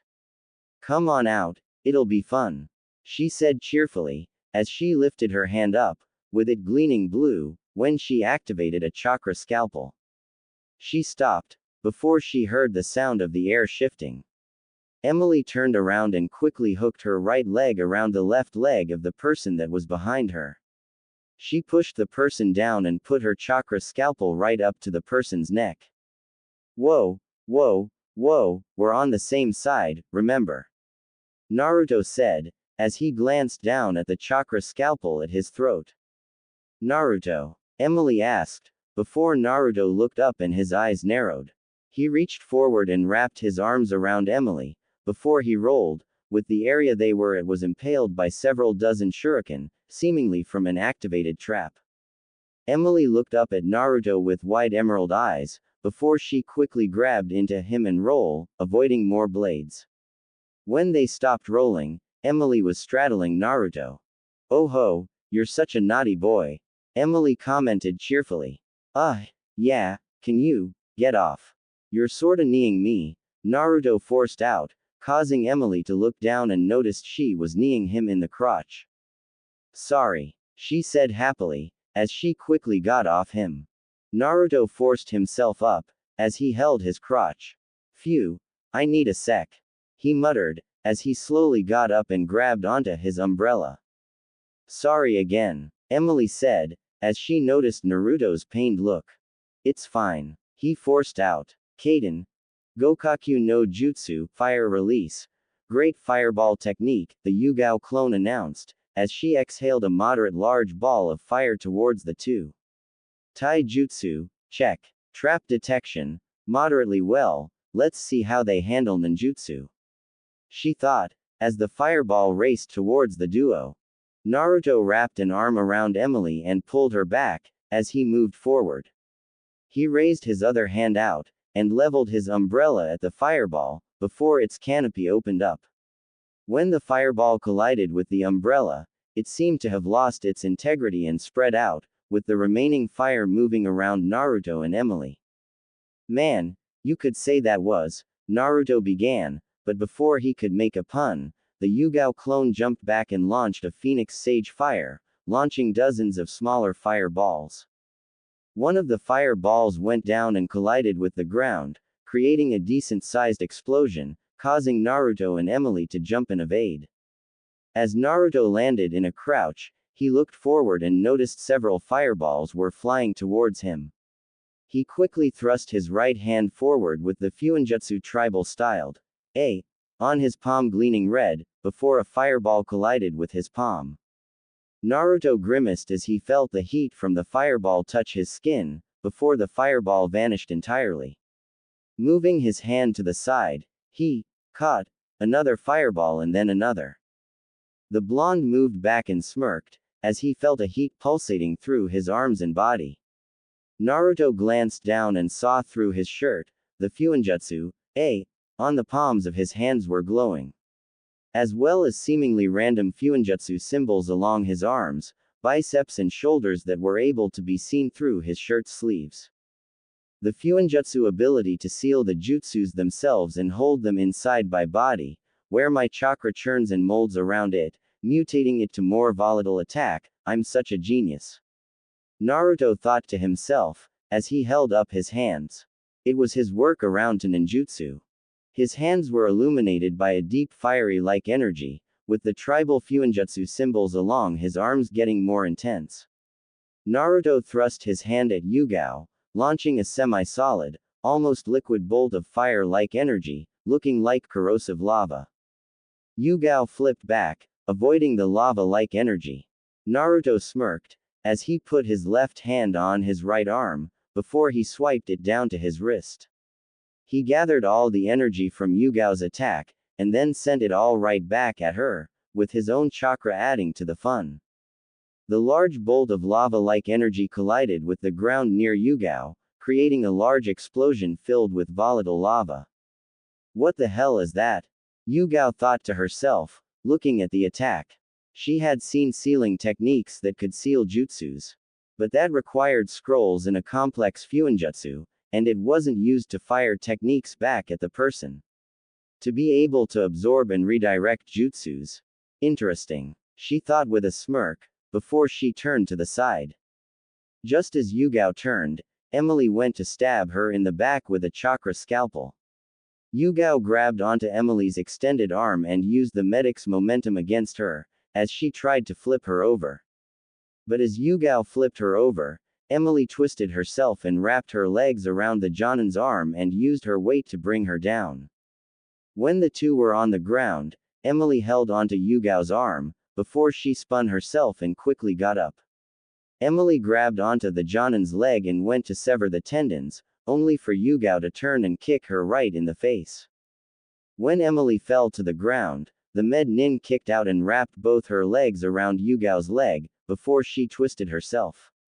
When Yugao was brought to her knees, Emily grabbed onto her hand and pulled it towards her, as she kept the Jonin on her knees with one foot and put her other foot on the side of Yugao's neck. As Emily pulled Yugao's arm, while pushing her foot down on the Jonin's neck and the back of her leg, the med nin formed a chakra scalpel and went to attack. Emily stabbed Yugao in the chest with a chakra scalpel, causing the purple-haired woman to dissipate in a cloud of smoke.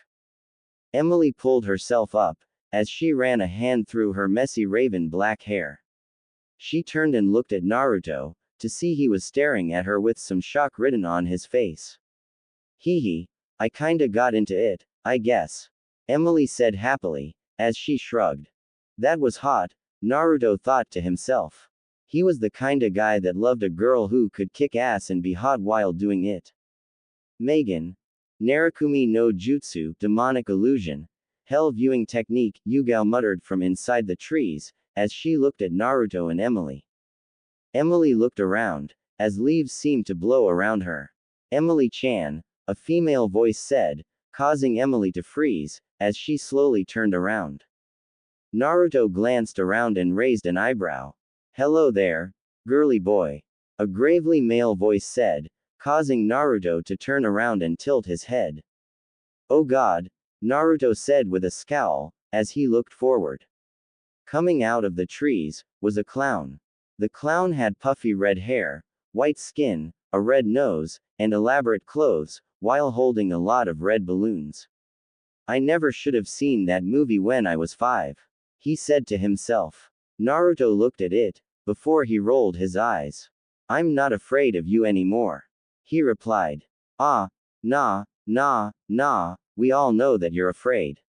I can taste it. The clown said with a snarl. It's so delicious. He declared. PFF'd. I've read You're a chick, a female spider or some shit. Why the hell would I be afraid of a cross-dresser? Naruto asked with a shameless smile. Yugao moved out of the threes and went to disarm the two, moving up to Naruto first since he was the one with the obvious weapon.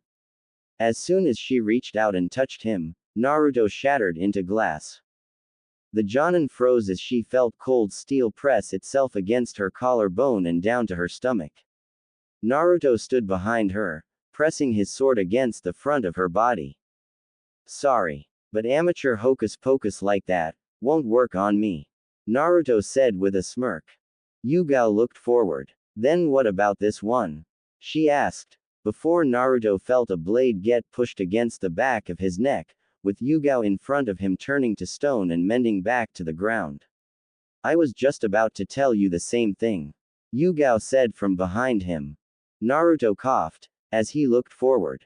Oh hey, sensei. Heads up, you're going to feel like an asshole in 3, 2, and, he trailed off, before Yugao felt a kunai blade press against her throat, a chakra scalpel against her chest and a thin sword press against her stomach. Ah, yeah, there it is, he said with a smirk.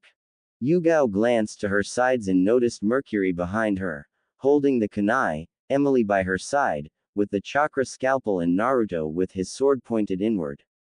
Yugao sounded, as she glanced at the three. You guys pass, she said, with the three pulling their weapons away from her. Yugao observed the three, as they met up. Emily and Mercury weren't that good together. They always ended up splitting apart for their attacks. But Naruto seems to be able to work with them both on an individual level. Emily seems to like him, and Mercury seems to be close friends. She thought. Dude, what's your umbrella made out of? Mercury asked, as he rubbed his arm. Stuff. Naruto replied with a shrug. He didn't really want to go into the exact alloys his umbrella was made out of. Mostly because he didn't want people to start using tungsten carbide and ultra-high carbon steel for weapons. Whatever it is, that shit's fucking heavy. Mercury complained. PFF'd. Well, I like to think it's made out of all my hopes and dreams. Naruto said with a smirk, getting an eye roll from the silver gray-haired teen. Must be small then, Mercury replied. That's rude, Emily commented, as she looked at the teen. You obviously don't know the friendship we have, Mercury said dryly, as he looked at Emily. They were guys. They complimented each other by insulting each other. Naruto opened his umbrella and rested it on his shoulder, blocking the sun's rays, while he looked at the two. I gotta say, we make a good team, he commented, before he smirked. You guys are lucky to have me, he added in wannabe dashing type of manner. Mercury rolled his eyes, while Emily smirked. You're really arrogant there, sweetie, she said. It's confidence, not arrogance, Naruto replied with a wily smirk, as he gave her a wink. You just haven't seen me in the field, he trailed off, as he struck a pose and jabbed his umbrella forward. When they see my moves, they'll be running for the hills, he said. PFF'd. Loser, Mercury said, as he crossed his arms. The only thing they'll be running from is your attitude, he commented. I'm not picky, Naruto replied with a smirk, as he rested his umbrella over his shoulder. Yugao walked up towards the three, causing the three genin to look at her. You all did well. Even if you three did split up at certain parts, it was because of the situations I was putting you in. But you all eventually regrouped and went to take me on, she said, as she looked at the three. It was nothing, Mercury replied, as he smirked and crossed his arms behind the back of his head. Quite, Yugao said dryly, as she looked at the silver gray-haired teen. Tomorrow our team will begin our missions, she began, getting a groan from Mercury. Are we going to do those stupid D ranks? Mercury asked with a sigh. Yugao rubbed her forehead. Mercury, you do realize that it's mandatory for normal genin, she began. But we're not formal, are we? Naruto asked with a smirk. He knew what D ranks were, since Mercury liked to complain. And Naruto wasn't too keen on the thought of being someone's worker, he was an assassin, not someone's bitch. No, Yugao said, before she sighed. I'll think about us doing C ranks and maybe B ranks, we've already done a few hundred D ranks. She admitted, as she rubbed the back of her neck. She could admit she was getting really tired of them. She was in the Anbu for God's sakes, it was demining to do old people's and lazy people's chores. You two are free to go, she said, as she looked at Mercury and Emily. Sure thing, sensei. Emily said, as she turned and looked at Naruto. Later, sweetie, she said cheerfully, as she reached out and ruffled the blonde's hair, before she walked off. Mercury gave Naruto a look, before he crossed his arms behind his head and walked off. Naruto looked at Yugao and gave her a smirk. Trying to get me all alone, you little minx. He commented shamelessly. Yugao gave him a look, as she unsheathed her sword. Whoa, whoa, whoa, same team. He said, as he put a hand up. Yugao smacked him upside the head with the dull side of her sword. Ow! What the hell? Naruto yelled, as he held back of his neck. That was for the mix comment. Yugao said dryly, before she sheathed her sword. She walked over towards a tree and came back over towards him, holding several bakken or wooden swords. Chose your size, she instructed, as she pulled out a katana-sized and shaped bakken. Naruto glanced at the bakken and noticed several different ones varying in size, some being tanto-sized, katana-sized, kodachi-sized, and wakizashi-sized. He reached down and picked up the wakizashi-sized bakken. He held the bakken in one hand, as he held his umbrella in the other. In a battle or a fight, he would hold both his umbrella and the sword, so he didn't want to train in wielding only one of the two things he would carry at once. Now what you need to understand, Yugao began. I've studied your body movement, muscle twitches, stances, hand movements, chest movements from breathing, as well facial structure for your emotional state while fighting with swords, Naruto said, as he tapped the side of his head with his umbrella. All of that's right here, while it's a little difficult to remember it all, but I'm not one to forget. He said with a wily smirk, as he turned his body a bit, moved his left leg back and moved his right arm forward a few inches. Yugao raised an eyebrow as she looked at the stance he took. It looked like it was a mixture of hers, Hayate's and several of his own personal additions. They really seemed to undersell your intelligence, she thought, referring to the academy. It was like he had the Sharingan, without having the Sharingan. Naruto smirked as he moved his arm forward and pressed the side of his bakken against Yugao's bakken. Well now, shall we do the tango? He asked with a smirk, causing the purple-haired Jonin to grip the handle of her bakken with two handles and slashed the wooden sword at him. Naruto glanced around the forest side, as he walked along a dirt road. He had his umbrella opened and resting over his shoulder. After a few minutes, Naruto was sitting on a branch in a tree and waiting. A good distance away, he was watching a team of genin training. He was watching a Jonin named Kurenai, with the three heirs of the clans of Konoha, Hinata Hyuga, Shino Aburame, and Kiba Inuzuka along with a white dog.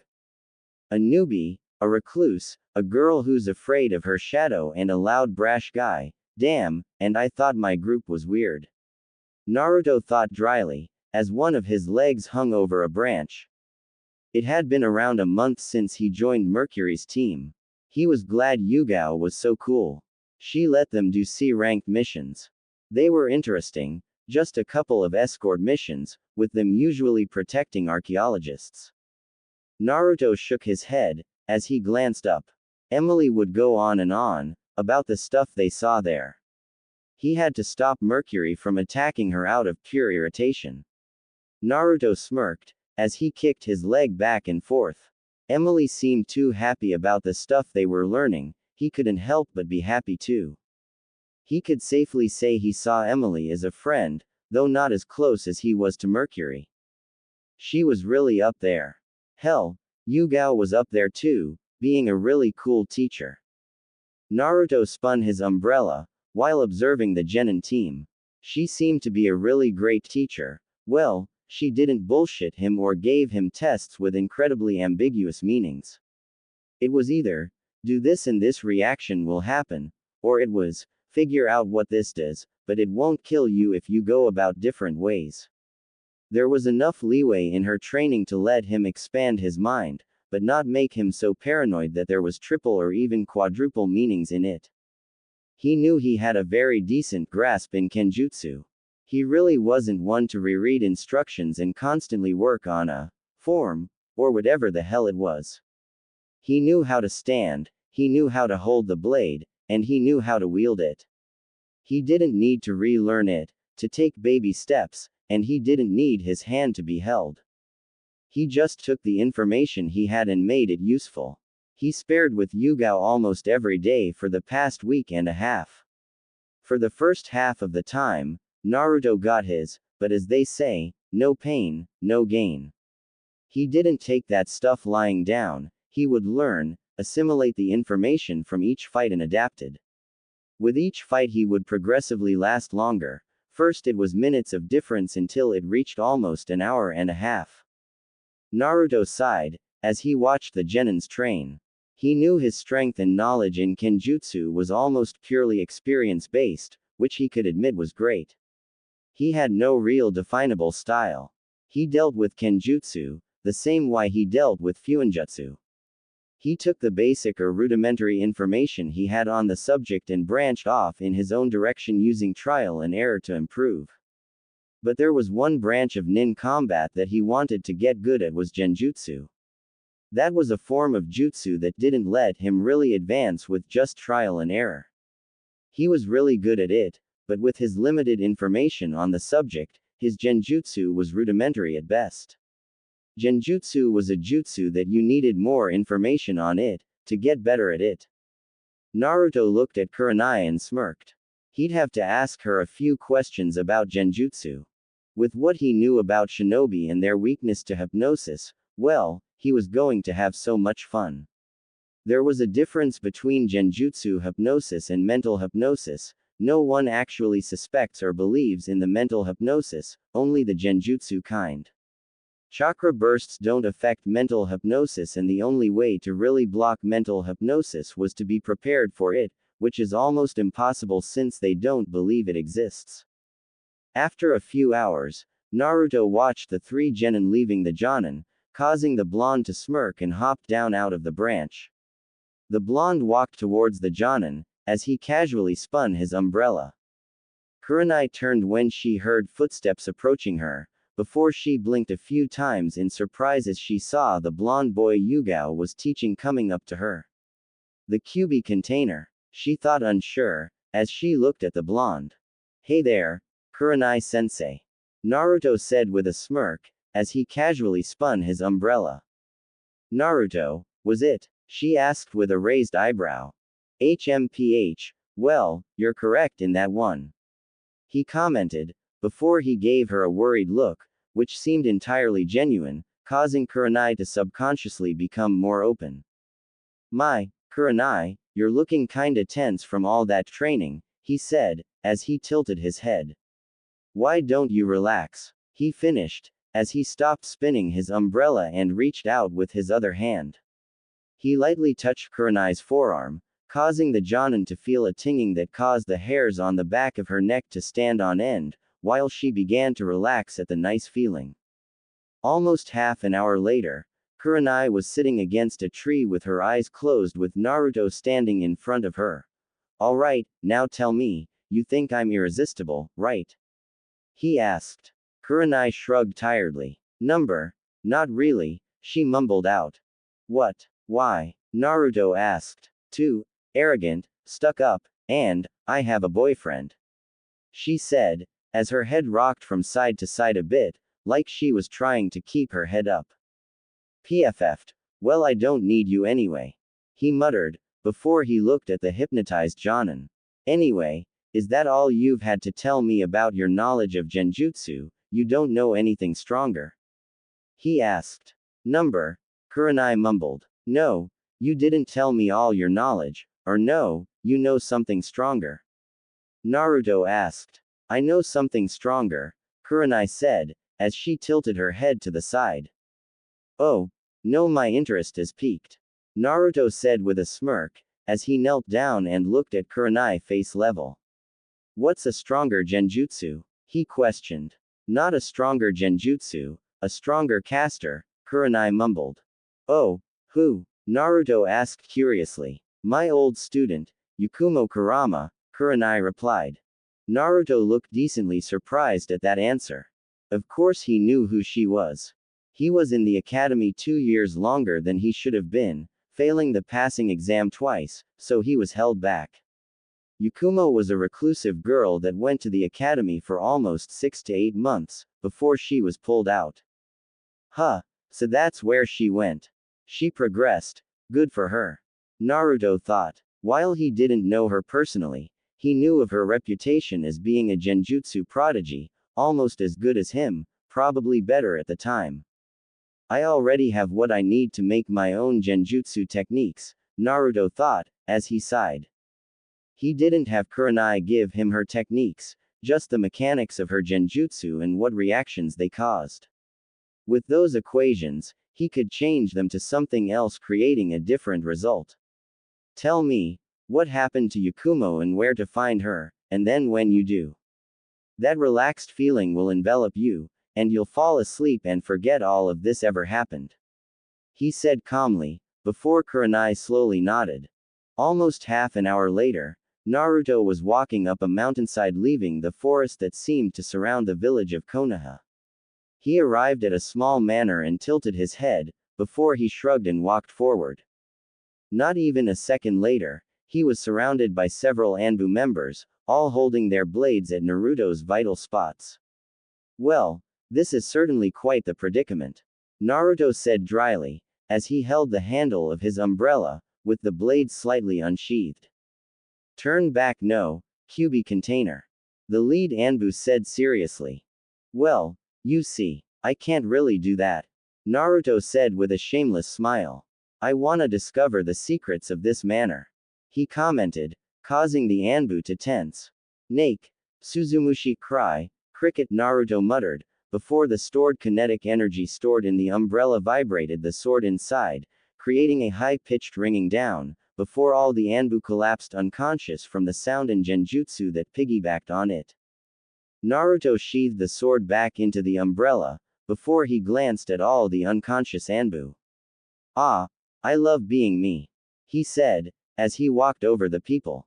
As he walked towards the manor, he tossed his umbrella up and caught it by the end barrel and used the hooked handle to open the door.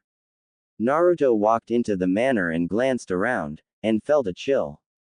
Whoa, such a creepy place, I love it, he thought with a smirk, as he walked through the house. Naruto stopped walking, before he leaned back and looked into a room he passed.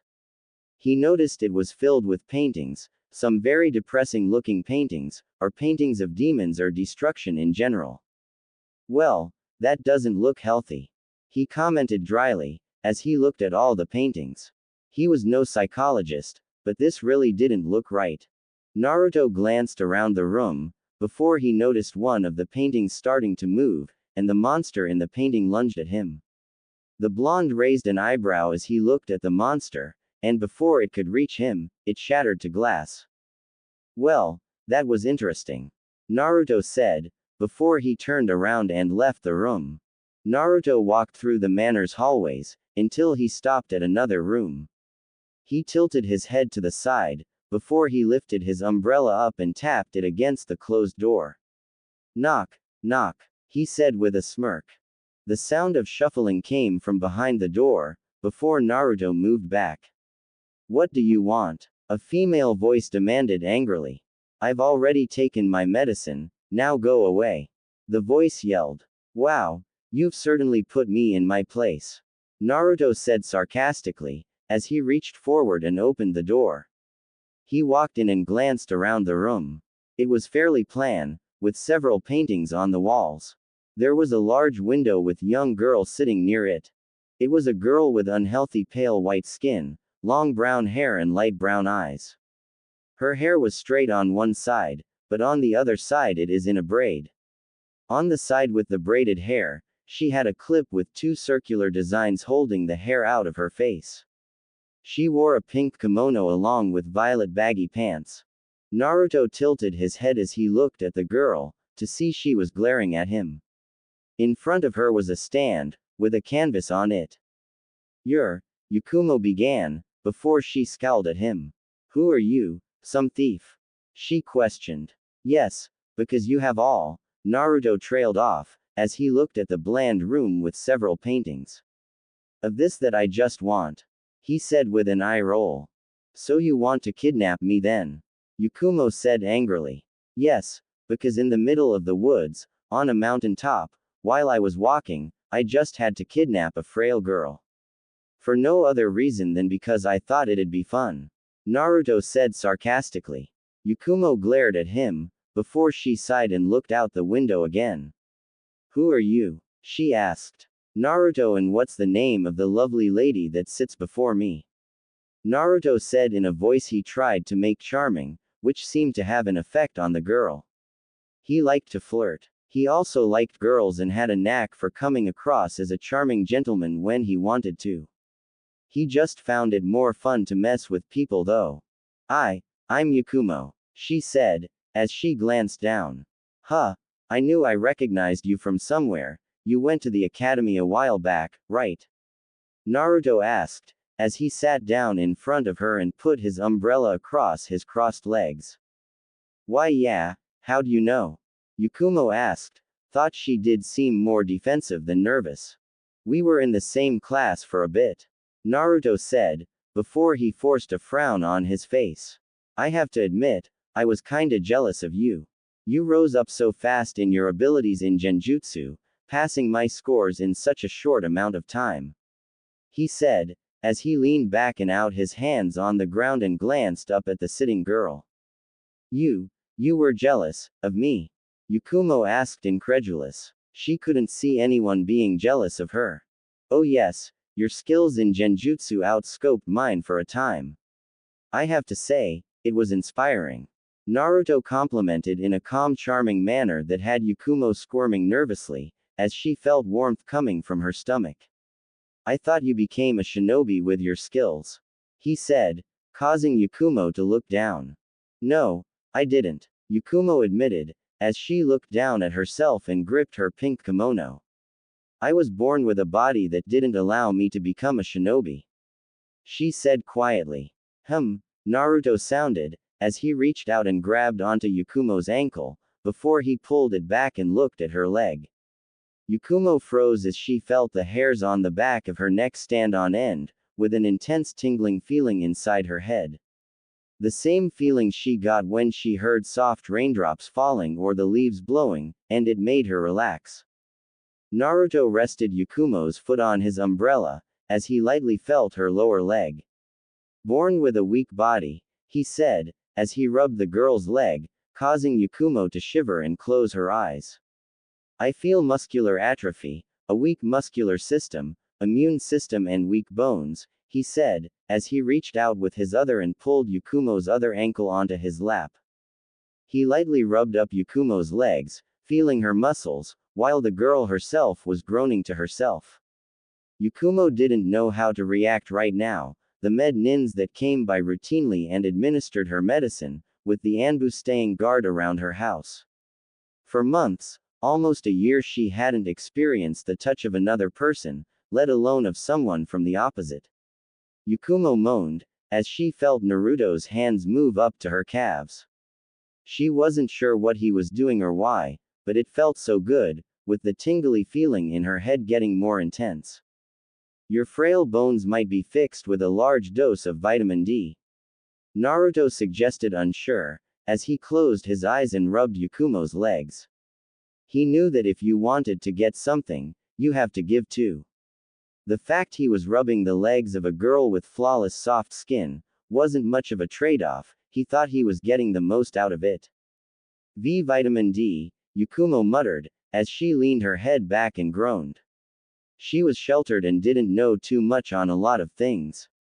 It was probably why she didn't know why that warm feeling in her stomach getting more intense and glowing lower. It's a sequesteroid with your body absorbs, which is used to help it. Though I don't think it'll cure you, or even make your bones stronger than they are now, Naruto said, as he scowled at the girl's legs. He was no medical scientist or specialist, but this girl's pale skin gave away how much sun she didn't get. Which was one of the largest forms of vitamin D, odds are. Her diet was probably just as limited. It wouldn't hurt to try. I have a close friend who's good at med ninjutsu. I think I could ask her to help you, he said, as he rubbed her legs. Yakumo opened her eyes and looked at Naruto with narrowed brown eyes. Why would you help me? We don't know each other, she said with some heavy distrust. Naruto reached forward and lightly pushed Yakumo's legs out of his lap, before he stood up and grabbed onto his umbrella. It's true. I have no reason to help you, he trailed off, causing Yakumo to look down, only for Naruto to put the end of his umbrella under her chin and make her look up towards him. But that's no reason to just let you wither and die, he said seriously. Yakumo looked at him with wide eyes, as she blushed, which was emphasized by her pale skin. You really want to help me? She asked. Sure. I'm the kind of guy that loves to solve problems, Naruto said. Though I'm usually the one that causes some of them, he thought dryly. Besides, someone like you, someone so gifted in genjutsu, shouldn't be held back by this.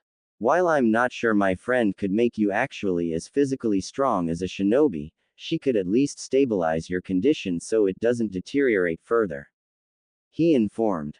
Yakumo looked down sadly. I can't do genjutsu, she admitted. She wasn't sure why she was telling him this, but he seemed to genuinely want her to do genjutsu and to get better. Having her uncle Penton to kill her and her only teacher seal her powers, she was very foreign to actual kindness and she wanted it. She saw Kurenai as her mother figure, but her betrayal ruined that. But now a boy she didn't know wanted to help her. She knew her more cynical, distrusting saw this as such a suspicious situation. But Yakumo was starved for human affection. She wanted someone to be her friend, for someone to talk to. And that part of her mind was winning her over. The way his calm voice gave her chills, the way he touched her made her spine tingle, and the way he seemed to want to help her made her heart swell with emotion. You can't use genjutsu. Preposterous, Naruto said, as he moved closer towards her, causing the frail girl to lean back and blush at the proximity. I've seen and heard all the rumors of your prowess, he informed. Yakumo looked down and gripped her pink kimono and glared out the window. My powers were sealed, she said angrily, by a person I trusted most, on the orders of that stupid Hokage. She almost screamed. Naruto gave her a surprised look. Of course he knew what had happened from Kurenai. And he knew how to unseal her powers, since Kurenai was the one who sealed them. What? That's not right, he said with a tone of anger.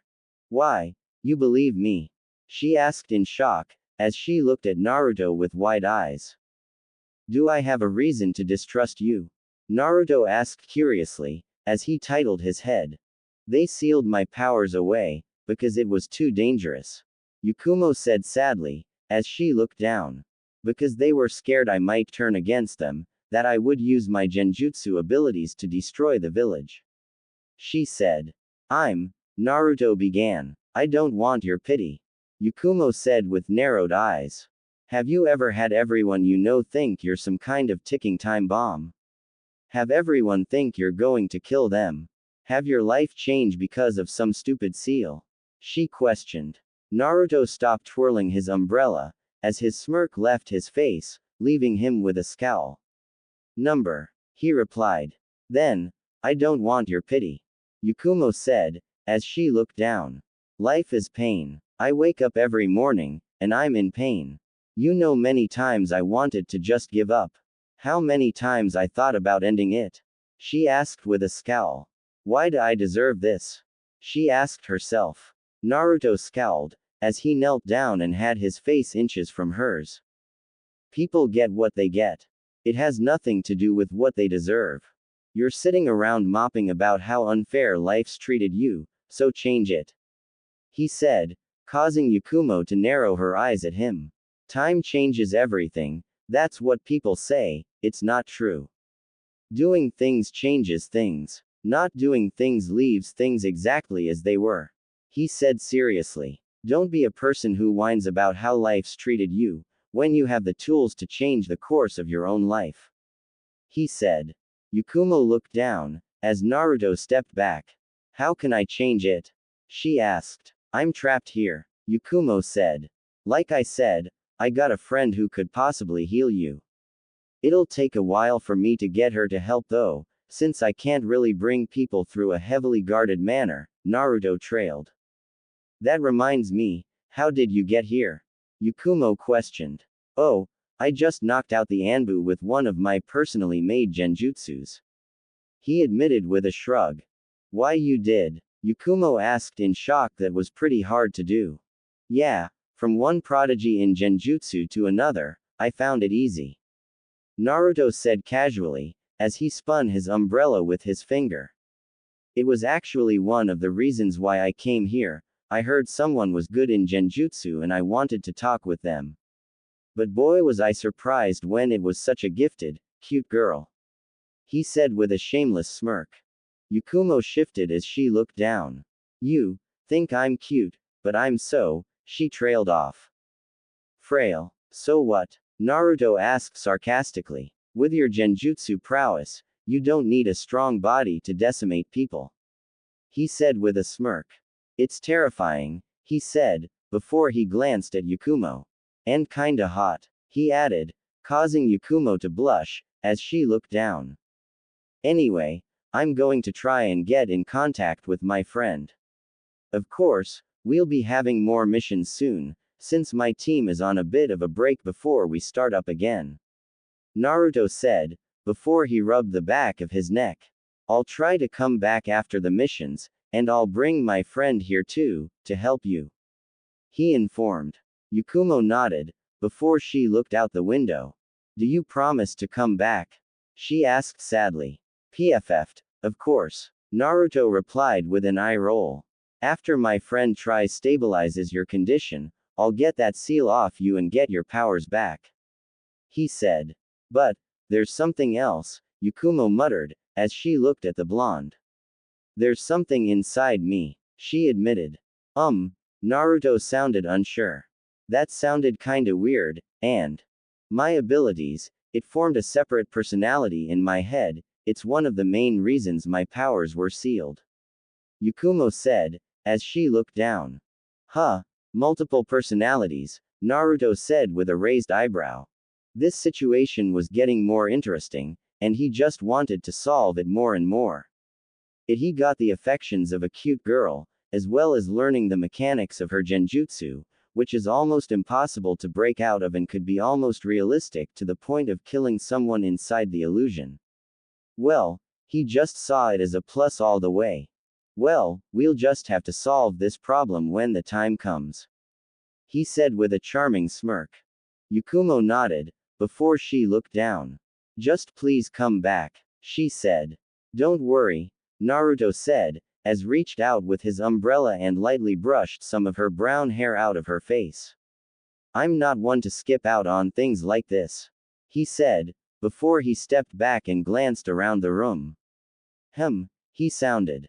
What's wrong? Yakumo asked. I think I'm going to be in a bit of a bind. Once I leave this manor, I'm going to need to take some things that you don't need.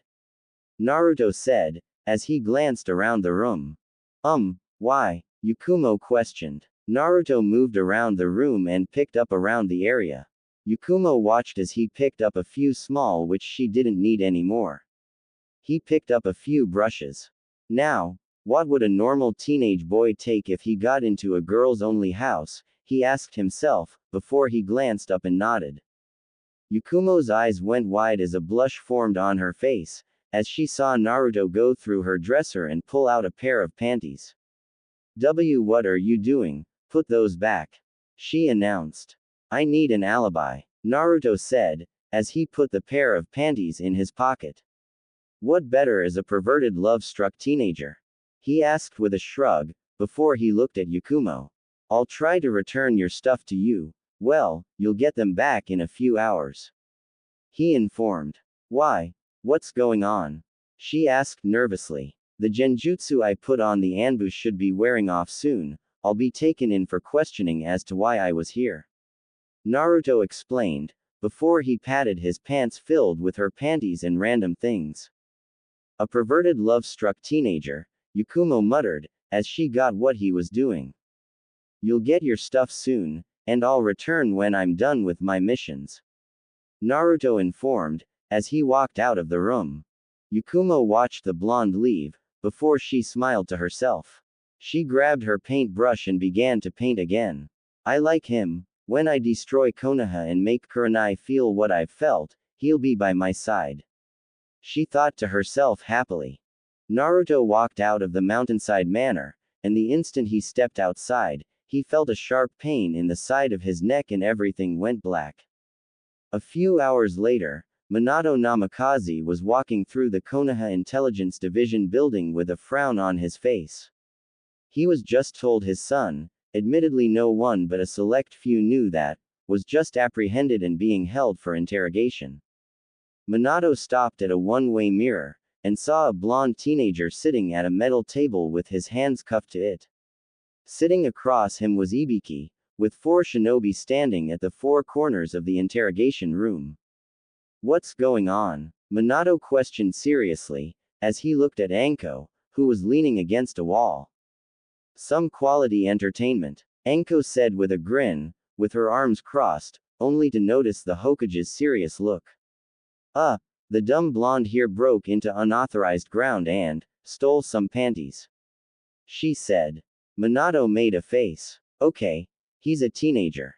He stated. He stole from the Kurama place.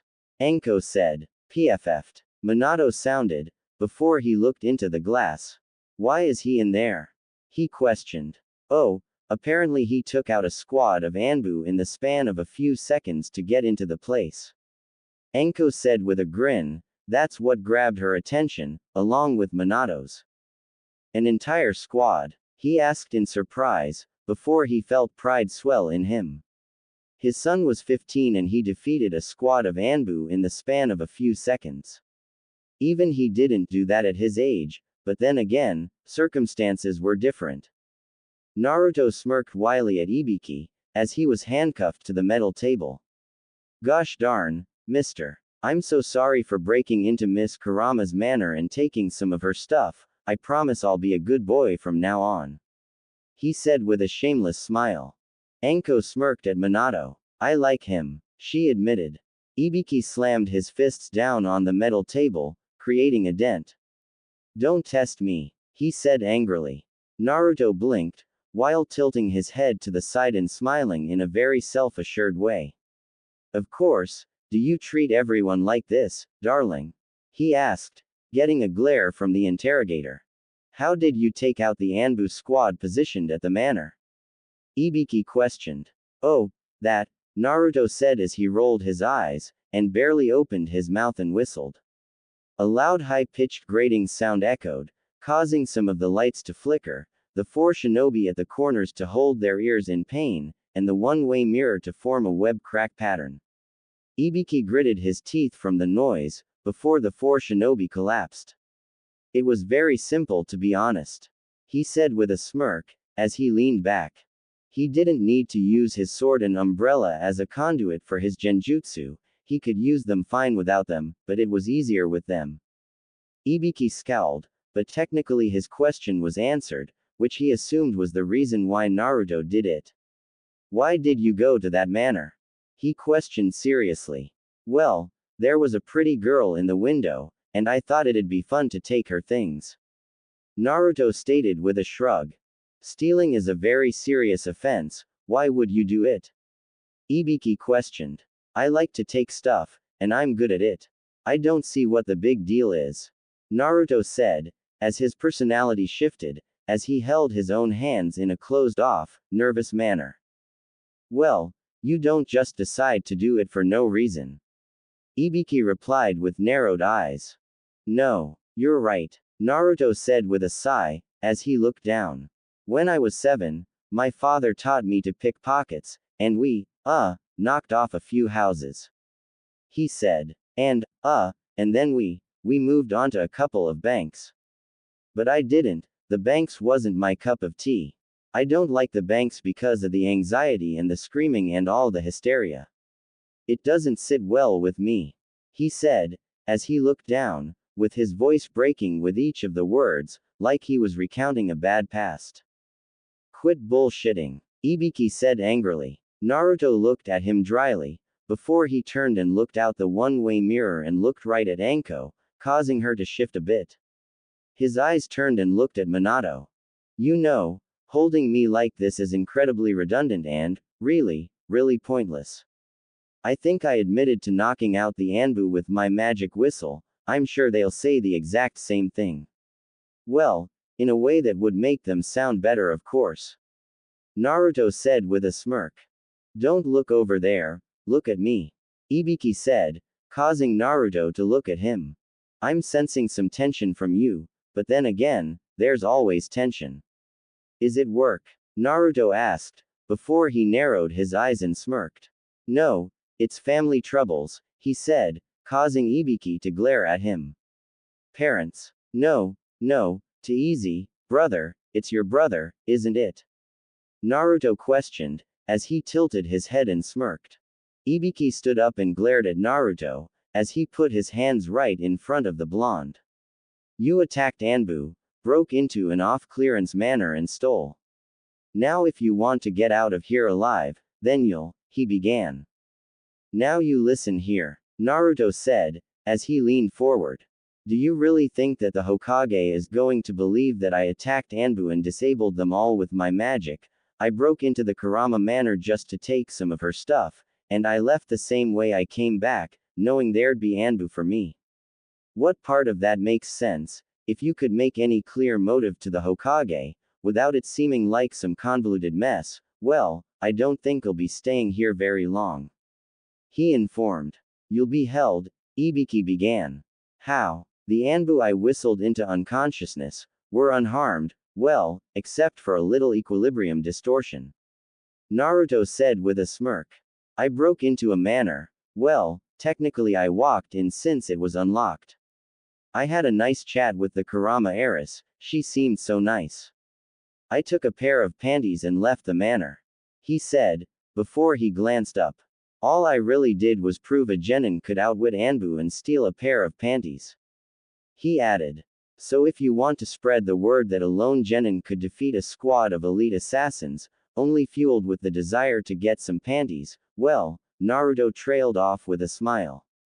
The entire village of Konoha, no, the surrounding countries would just love that. Konoha would be a laughing stock. No one would pay for our services, because you arrested a boy, because he defeated Anbu for a pair of panties. He said. And well, I'll be famous and you would look like an idiot, more than you already are, all of you would look like idiots. He informed. You have what I like to call, Naruto said, as he lifted up his hands. Nothing up your sleeve. And you know it, he said, as he leaned back and smirked. I've broken war criminals, assassins and even higher up traitor Jonin, Ibiki began. Oh, Naruto sounded with a smirk, as he tilted his head to the side. You can act like tough shit, like some sly, arrogant scumbag, but I've broken worse. I haven't even tried on you, but I will. And once your little shell breaks, I'll be there. Ibiki informed with a scowl. You know, I want you to be there, watching me. Naruto said, as he leaned back. Because no matter what you or anyone may think they might know, I'll always be 1 step, 3 steps, 7 steps ahead of you. And just when you or anyone thinks they've caught up, that's when I'll be right behind you. At no time will anyone be right exactly where I want them to be. He informed, before he leaned close. So be there, get as close as you or anyone can, because the closer anyone thinks they are, the less they'll actually see. He said, as he pulled his hands back and stood up. Naruto turned around and walked freely and knelt down to one of the unconscious shinobi and pulled out a key. Ibiki's eyes went wide as he pulled his hands back, only to discover his hands were cuffed to the metal table. The blonde tossed the cuff key onto the metal table, before he turned and left the interrogation room. I think we can all say it's been an eventful evening. And as much as I'd love to stick around, I'm afraid this is where we part ways. Naruto said, as he closed the door on Ibiki. Naruto looked at Minato and Anko. Well, that was certainly something. He said sarcastically, as he glanced around. Where's my umbrella? He questioned. Anko was grinning like a loon, while Minato was closing his eyes and sighing. He wasn't sure if he should be telling this incident to Kushina or not. She would laugh, before he got to the part where he stole a pair of panties. Hee, kid, you must have balls made of literal steel to pull that kind of shit, Anko said, as she wrapped an arm around the blonde. I'll get you discharged and get you your girly umbrella, she said, getting a glare from Naruto. His umbrella was not girly. Minato sighed, before he looked at Ibiki. He'd have to use his pull to get Naruto out of his situation, though most of it seemed to have resolved on itself. I didn't know how smart Naruto really was, he thought to himself, before he smiled. We have to talk about the panties though, he thought, as he rubbed his forehead.